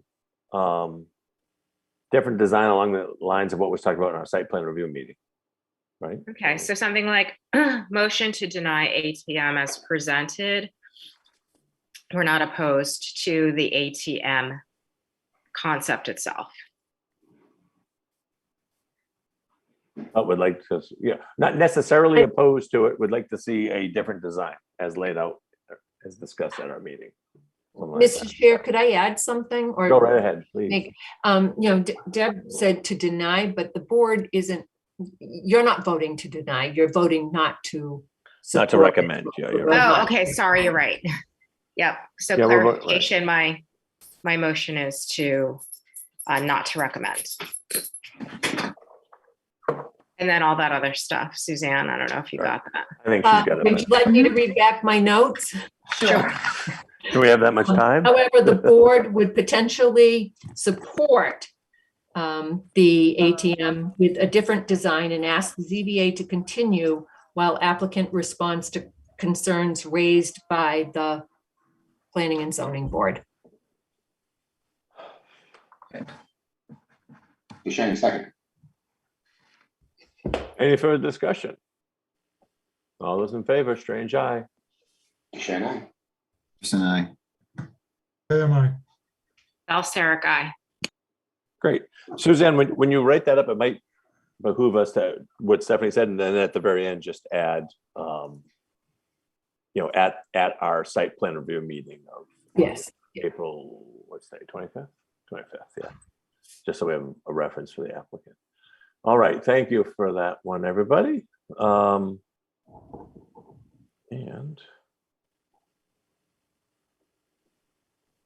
the agenda doesn't stay up for chair's report. I don't really have anything to report, other than I look forward to seeing you all at the annual town meeting this year back at All Ames on May 16th? 16th, May 16th. May 16th. We could really, we have a lot of zoning, I think what, 9 or 8 articles this year. I know we're all busy and have lives, but last few years, especially where zoning goes late at night, we always run the risk of losing the quorum for the town meeting. So if anyone can make it, it would certainly be appreciated. Okay, and housing production plan. Stephanie, I'll turn this over to you. I am going to introduce Wayne Beitler, the community planner, and Elijah Romulus, who is a planner with the Old Colony Planning Council and has been working with Wayne and the Affordable Housing Trust on the housing production plan update. We mentioned at a previous meeting, I think Wayne was at that meeting to give you a heads up that this was being worked on and that the board will need to adopt it. So they're here tonight to give kind of a brief summary of the plan and ask for some support in the ongoing process of acceptance. So Wayne, I'm going to. Okay. Thanks so much, Stephanie. Yeah, hi, this is Wayne Beitler, community planner. I'm also staff support for the Affordable Housing Trust. We've been working with Old Colony Planning Council since last fall on updating Easton's 5-year housing production plan, which is required by the state. And the plan itself sets out the goals and implementation strategies to meet Easton's housing needs and challenges in the years ahead. And the way it gets approved, the endpoint is it's approved by DHCD, by the state. And before then, it's drafted, there's public comment, we've already had a public meeting. It goes to the planning board, there's a public listening session, then it'll go to the planning board again for hopefully a vote to adopt, then to the select board for a vote to adopt, and then off to the state. So the hope for tonight's meeting is to give an overview of the draft plan to date and to encourage the planning board to provide some pretty robust feedback and comments that can get incorporated into the draft plan in time for the public listening session, so that when it comes back to the planning board on, I believe, May 23rd, it will have reflected a lot of the comments and feedback from the planning board. And I will turn it over to Elijah Romulus from OCPC. Thank you, Wayne. Thanks for the introduction. I'm just going to share my screen and I can make the presentation. Thank you for having me this evening. Let's see. Yes, so my name is Elijah Romulus. I'm here to present to you the Planning Board, the 2021 Housing Production Plan Update. So who's on the team? It's myself, Elijah Romulus, Senior Comprehensive Planner at OCPC. Alongside my director, Lori Muncie, we put together the plan that we've drafted so far. Just a look ahead, we'll be covering the comprehensive housing needs assessment, housing production goals, as well as housing production strategies. Yes, so this will be the housing needs assessment. And in the assessment was, we kind of drilled down into different census data, American Community Survey data. You'll see later on, looked at some housing prices as well. And that kind of put together the numbers that we used to crunch and put this plan together. Looking at the number of households in Easton, there's a little over 9,000 as of 2020. That number rose 40% since 1990 and is projected to rise another 15% by 2040. And some of these numbers kind of paint a picture of the needs for housing in Easton. There was an emphasis to look at affordable family and senior housing. So some of the data that I show later on will kind of relate to that. One figure that I saw was that 1 in every 5 people in the US will be over 65 by 2030. And by 2035, the number of adults older than 65 will actually be greater than the number of children under 18. So just to kind of add to the need for senior housing. And then looking at addressing the income and wealth inequality gap, looking at a report from the NLIHC in 2021, to afford a modest 2-bedroom apartment, the fair market rent in Massachusetts, you'd have to be working a full-time job and earning $36 an hour, and kind of put that towards what is the minimum wage right now, which is about $14.25. So you can see the kind of the gap there. And then looking at the, just going through Easton's data, this was just a number I had to share because I thought it was pretty steep. But the income across Easton households have changed significantly since 1990. A number of households earning more than $200,000 per year increased by close to 6,000%. So just giving an idea of how, trying to look at affordable family housing to kind of help this new generation coming in. And then we did a survey that accompanied this plan. My colleague, who I'm sure you're familiar with, Dottie Fulginetti, was able to put the word out, and we got some great responses. We got over 400 responses to the survey, and we asked a myriad of questions, but I'm just going to cover 3 that kind of point to some of the needs for Easton. We asked, folks, how many people are living in your household? And over 60% responded that 3 or more lived in their households. So definitely an emphasis for family housing. We then looked, is housing affordability an issue for you or anyone who lives in Easton? Over 50% of respondents said yes. And we then asked, explain, why that is. Some of those answers came back as, those that are closer to retirement, perhaps trying to downsize, are finding difficulty in this market right now, where the house prices are so high, can't find a home to downsize. And then on the other end, those that want to actually buy a first home, find the barrier to, or the ability to enter is just cost prohibitive to purchase a home. And then we asked the community, what were the top 3 groups that you think need the most aid in housing right now? And folks responded that it was first-time home buyers, young families, and those over the age of 55. Also, excuse if I'm not looking at the camera directly because I have 2 screens going on.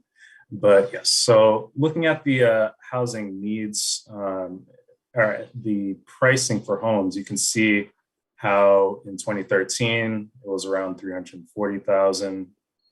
And then it creeped up a little bit towards 2020 at $460,000, but then you can see a stark increase here.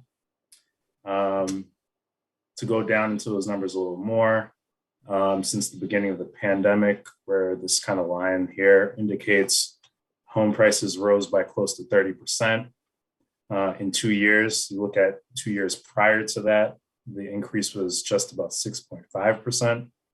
And then, looking back starting in 2013, the prices have risen by over 70%. So definitely stark increases in the ability to purchase a home.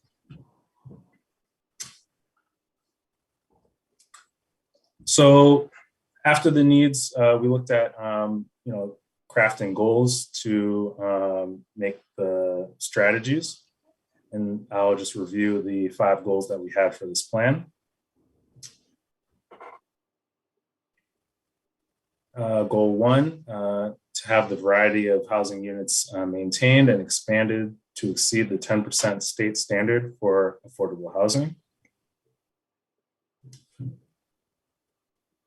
Goal 2 was to look at housing being distributed in a harmonious manner to accompany the community vision in scale, siting, and design.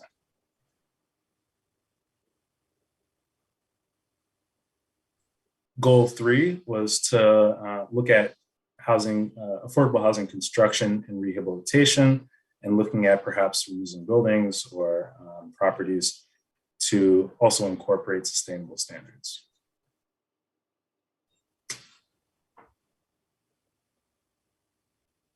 Goal 4, to create a equitable community or promote a more equitable community through different housing options to for diverse socioeconomic, racial, and ethnic backgrounds, as well as meet the needs of the aging population.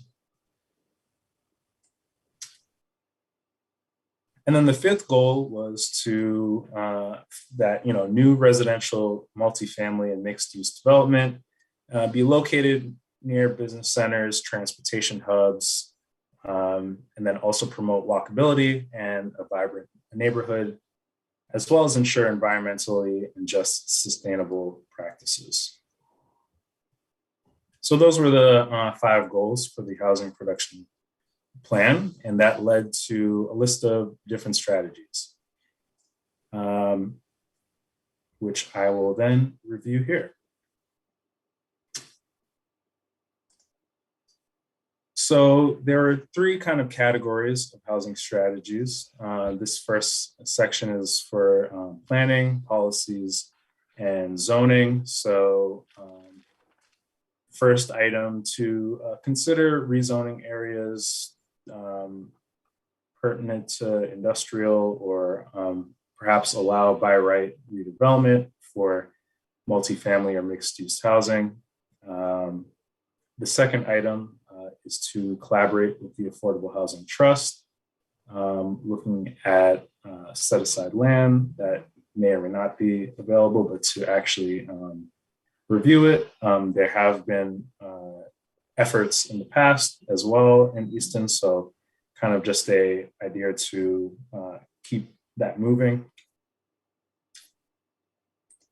The third is to consider inclusionary zoning provisions. There are some in the current zoning code, as well as the subdivision control law, but to then look to a more comprehensive look at inclusionary zoning.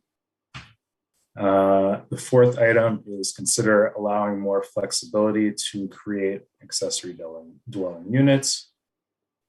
The fifth is consider ways for co-living spaces, community housing. The sixth is to promote diversity of options for the aging population, as well as socioeconomic classes.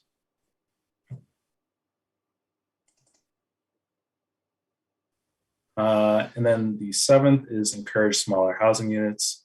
And the eighth in this section is to conduct screening analysis of town-owned land. As I indicated before, Easton has done some of that work in the past.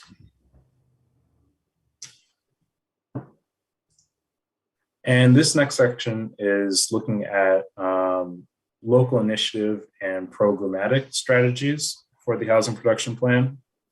So this item is to create an inventory of private land suitable for redevelopment or new construction of diverse housing options. The 10th item, review private properties for housing opportunities that kind of go hand in hand. And then this last section is looking at capacity, education, and coordination. So this item is to collaborate with organizations supporting disabled individuals in the Easton community and evaluating that on a biannual basis.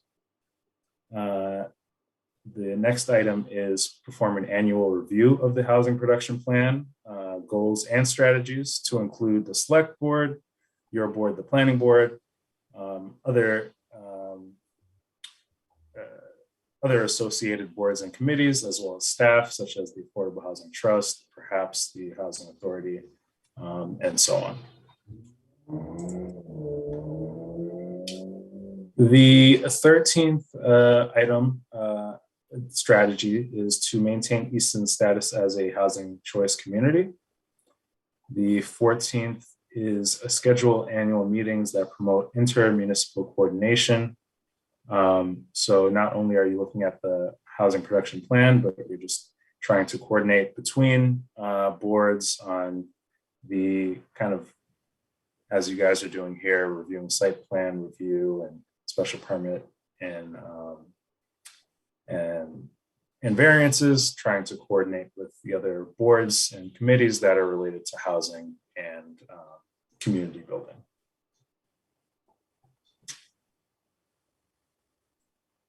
The 15th item here is maintain and develop partnerships with regional and local nonprofit housing developers. Habitat for Humanity has done some good work in this community. So looking at different organizations that are doing similar work or just trying to expand to be able to encourage more housing options. The 16th item is maintain funding for the Affordable Housing Trust. The 17th item is encourage local initiatives, educate the community, and promote affordable housing goals. And finally, the 18th is to encourage initiatives to improve access to public transportation and transit-oriented development. So that covers the housing strategies.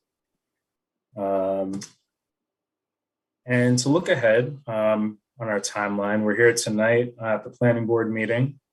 May 19th, there is a public listening session that's scheduled with the Affordable Housing Trust. This will be open to the public. We really encourage folks to attend this. You as members of the board, invite your friends, any stakeholders that you think are would be interested. We'd love to have them at this meeting. May 23rd, come back to this board, and our hope is that you are able to vote and be able to adopt this housing production plan. And finally, on June 13th, we send that to the select board for their final vote as well.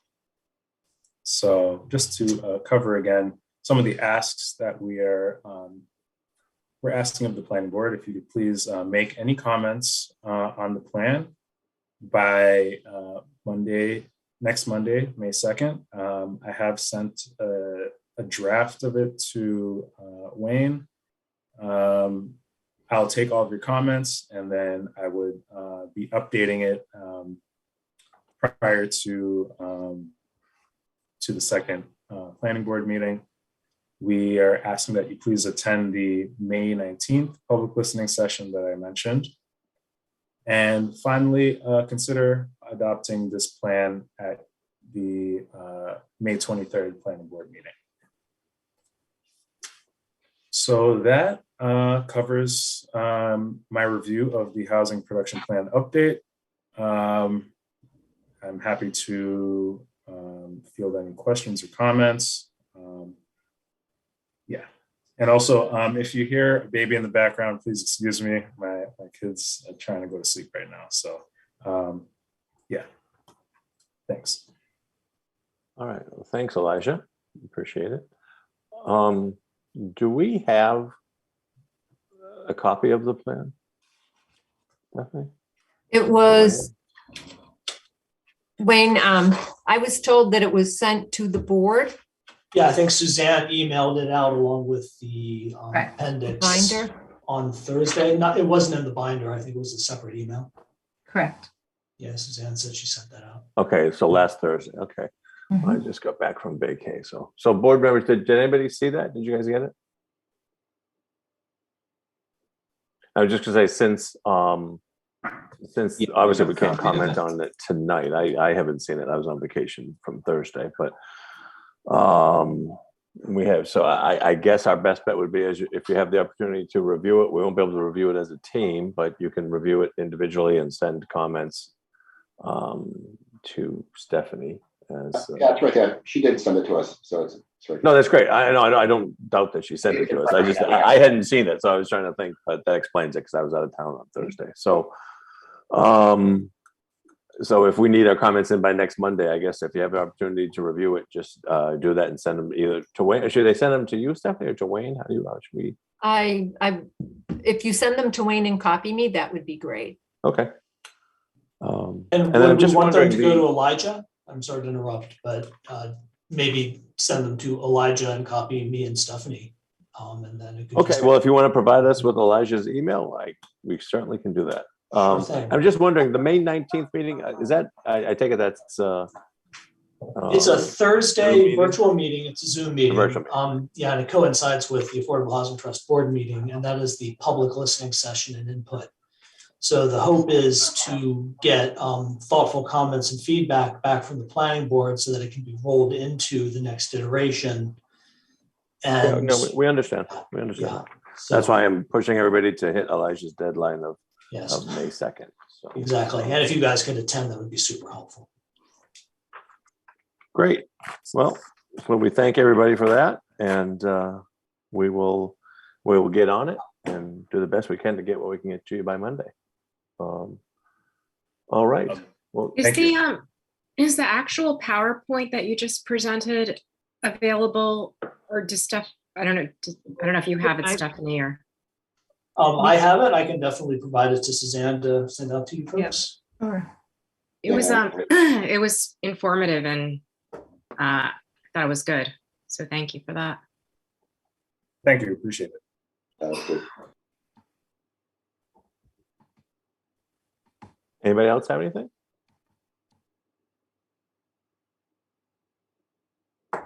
All right. Well, look at Elijah. You did such a good job. You've left us speechless. But I promise I'll once I have an opportunity to review it, I'll send you my thoughts. Got it. Along with the board members, and we appreciate you taking the time, especially with the young ones. I understand. I remember those days. But, Yes, it's definitely a fun and tiring experience, but thank you. And you guys have a good evening. You as well. Thank you so much. And thank you, Wayne. Appreciate your time. And I think we have one more. Oh, yes. MBTA Planning Director update. MBTA Communities by Right multifamily update. Right. So I'm going to share my screen. I will try to get through this pretty quickly because it's been a long night. But I did want to give the board an update on the findings from the implementation review team. So let me just, I'm going to try to do this. I have not had a lot of good luck showing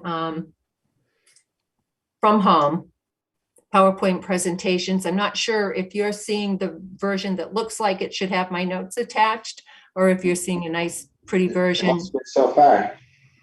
Yeah, it looks good, or I don't want to dwell on. I'm going to make it look as good as it can. Looks great. Looks great. Great.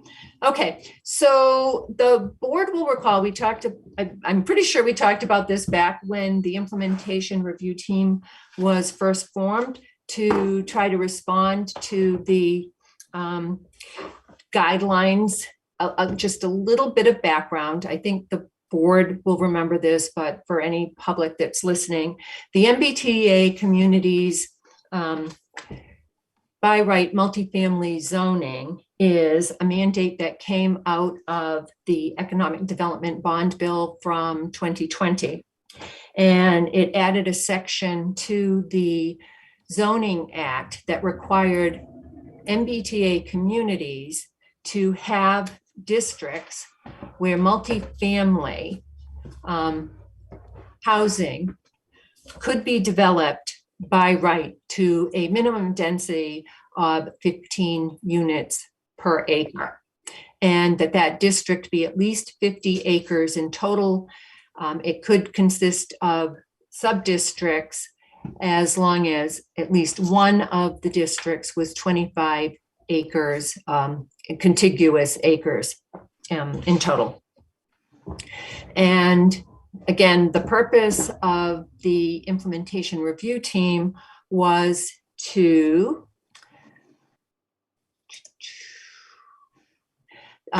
review and understand and discuss the draft guidelines. We were given a deadline. All communities that were identified as MBTA communities were given a deadline to submit comments to these draft guidelines by the end of March.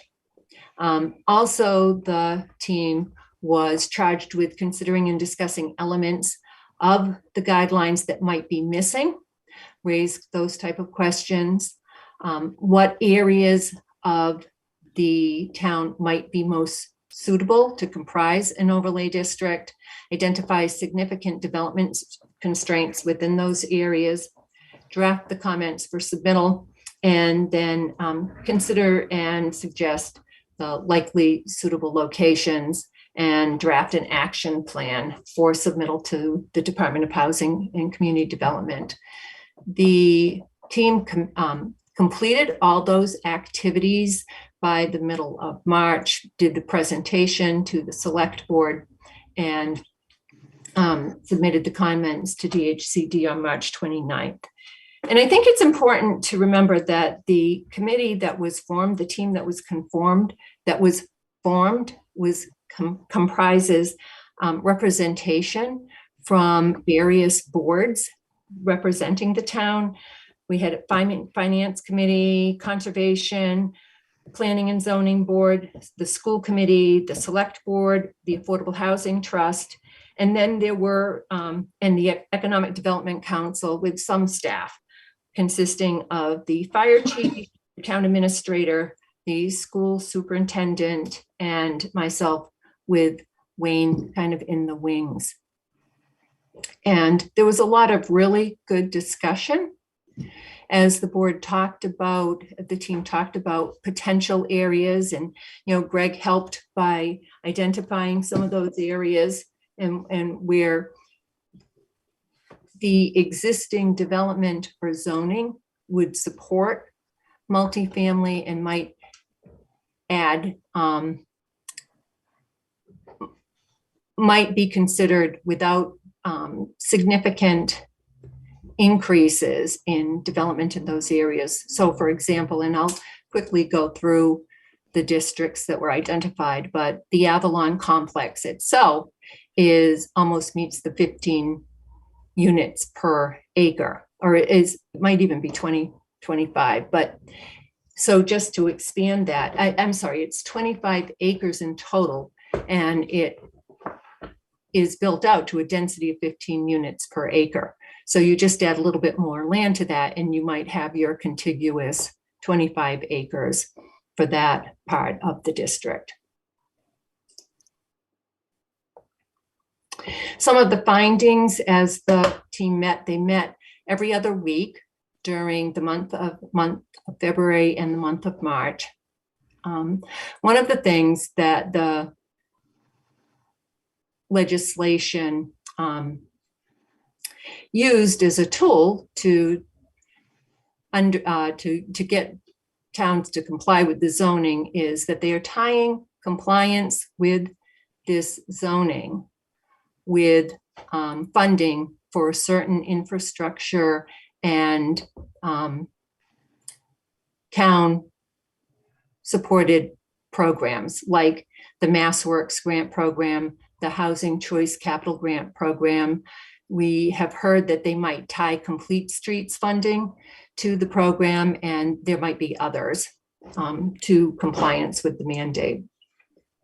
So there was talk about whether, and there's certainly communities are out there talking about whether complying with the zoning is offset by the value that a community has received in that type of funding.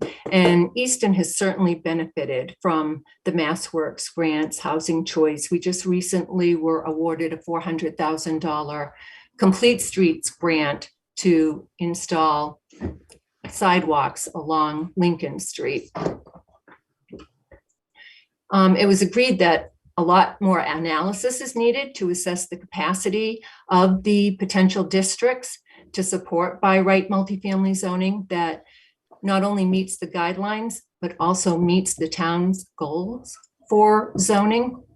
There was a lot of discussion about the work that the Planning and Zoning Board in particular has done and the town overall in adopting new zoning that promotes more neighborhood, walkable, livable neighborhoods where there's opportunity for living and shopping, doing business, potentially work opportunities, and making sure that those ideals are incorporated into any type of zoning that is adopted to comply with this mandate.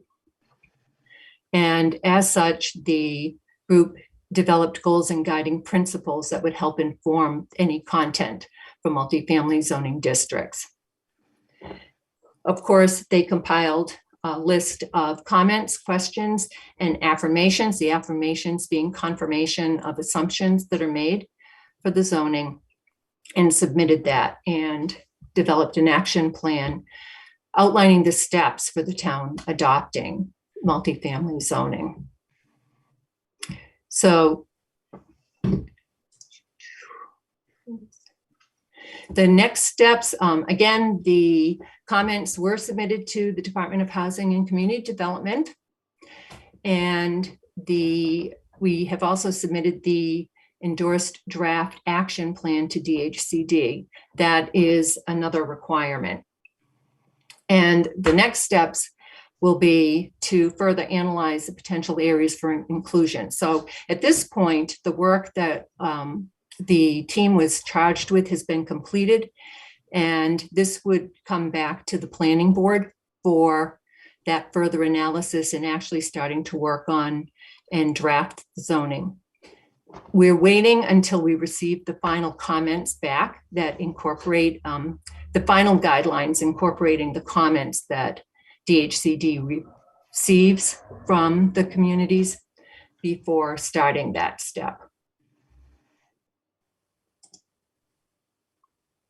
So, and this is just, I just wanted to go over some of the key compliance dates. Like I said, we met the March 31st date for submitting comments.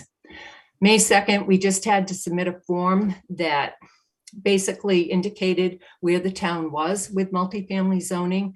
It didn't require that you do much of anything. It was just a reporting mechanism. July 1st of 2023, if a community is to remain in compliance and remain eligible for the different funding programs, they will have to have a DHCD approval of the action plan. This isn't the zoning itself, but it's just your action plan on how you would be moving towards adoption. The December 31st of 2024 is the deadline for adopting, and then 90 days post-adoption, you submit a request for a determination of complete compliance to DHCD. So that is the update in a nutshell. All right. Well, thank you, Stephanie. So I'm just wondering, timetable, when, I know you said it'll be coming to us after you receive comments back. Do you have any idea what that timetable is? We don't. We were talking, Wayne and I were talking with a woman, Katie Lacey, at Mass Housing Partner, and it's kind of, I think some people feel that they will respond very quickly. Other folks feel that they'll take their time before getting back. It may be several months before we hear with the final guidelines. Okay. But I mean, they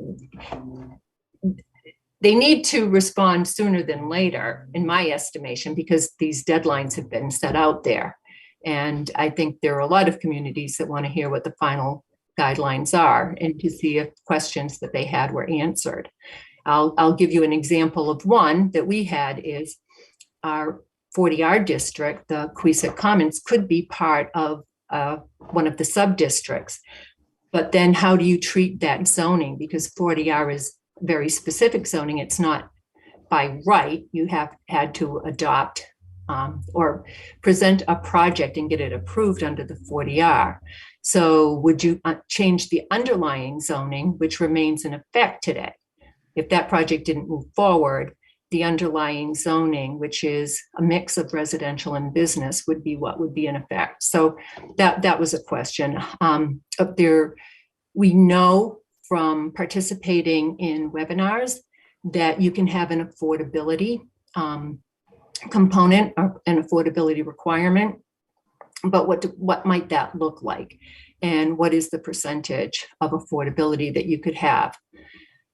So there were several questions that there were initial answers to, but what did that really mean in practical application? You can have a mixed use district. And again, one of the things that the team really talked about was protecting Easton's commercial areas where they might be suitable for mixed use and for this type of multifamily housing, but making sure that we could preserve the commercial capability there as well. So that was just another question. What might that look like?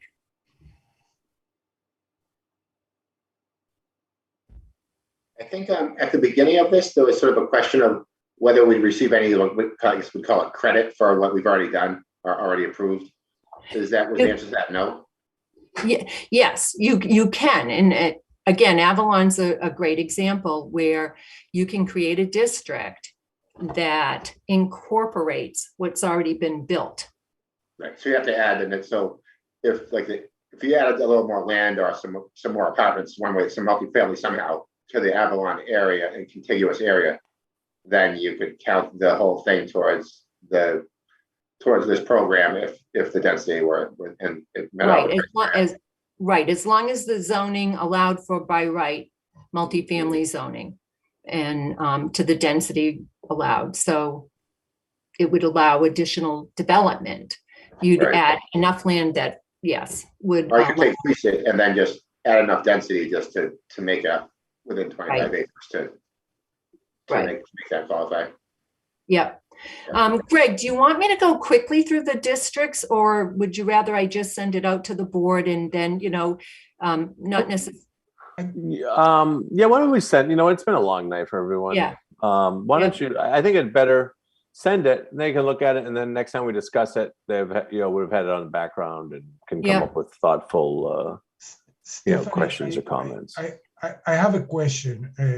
Listen to the seminar and the material that I read about this.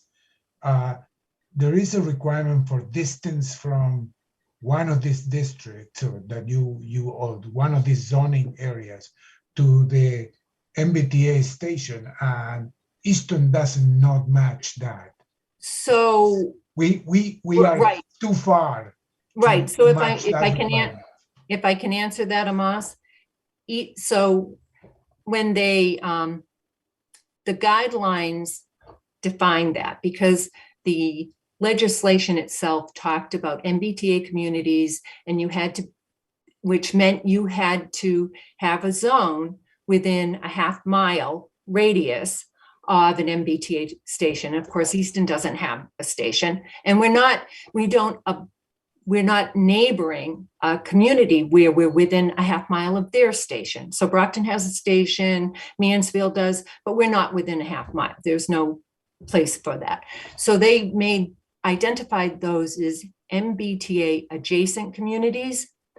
And the district, what they want is that the district should either be in like a smart growth area, somewhere near some kind of public transportation or walkable, or in an area that would support that type of sustainability. So like those mixed use areas and neighborhoods that Easton has been talking about.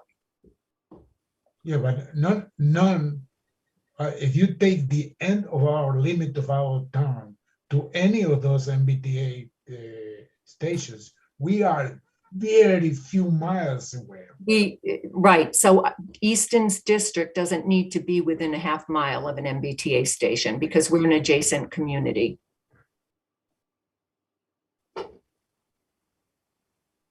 So we are actually free to zone on any place in Easton for this? Or it needs to be close to Mansfield? It Stoughton, needs, and yeah, I Rock? mean, it needs to sort of be in the spirit of the law. So, for Yeah. example, along 138 on the way to Stoughton, you know, on 106/123 on the way to Mansfield.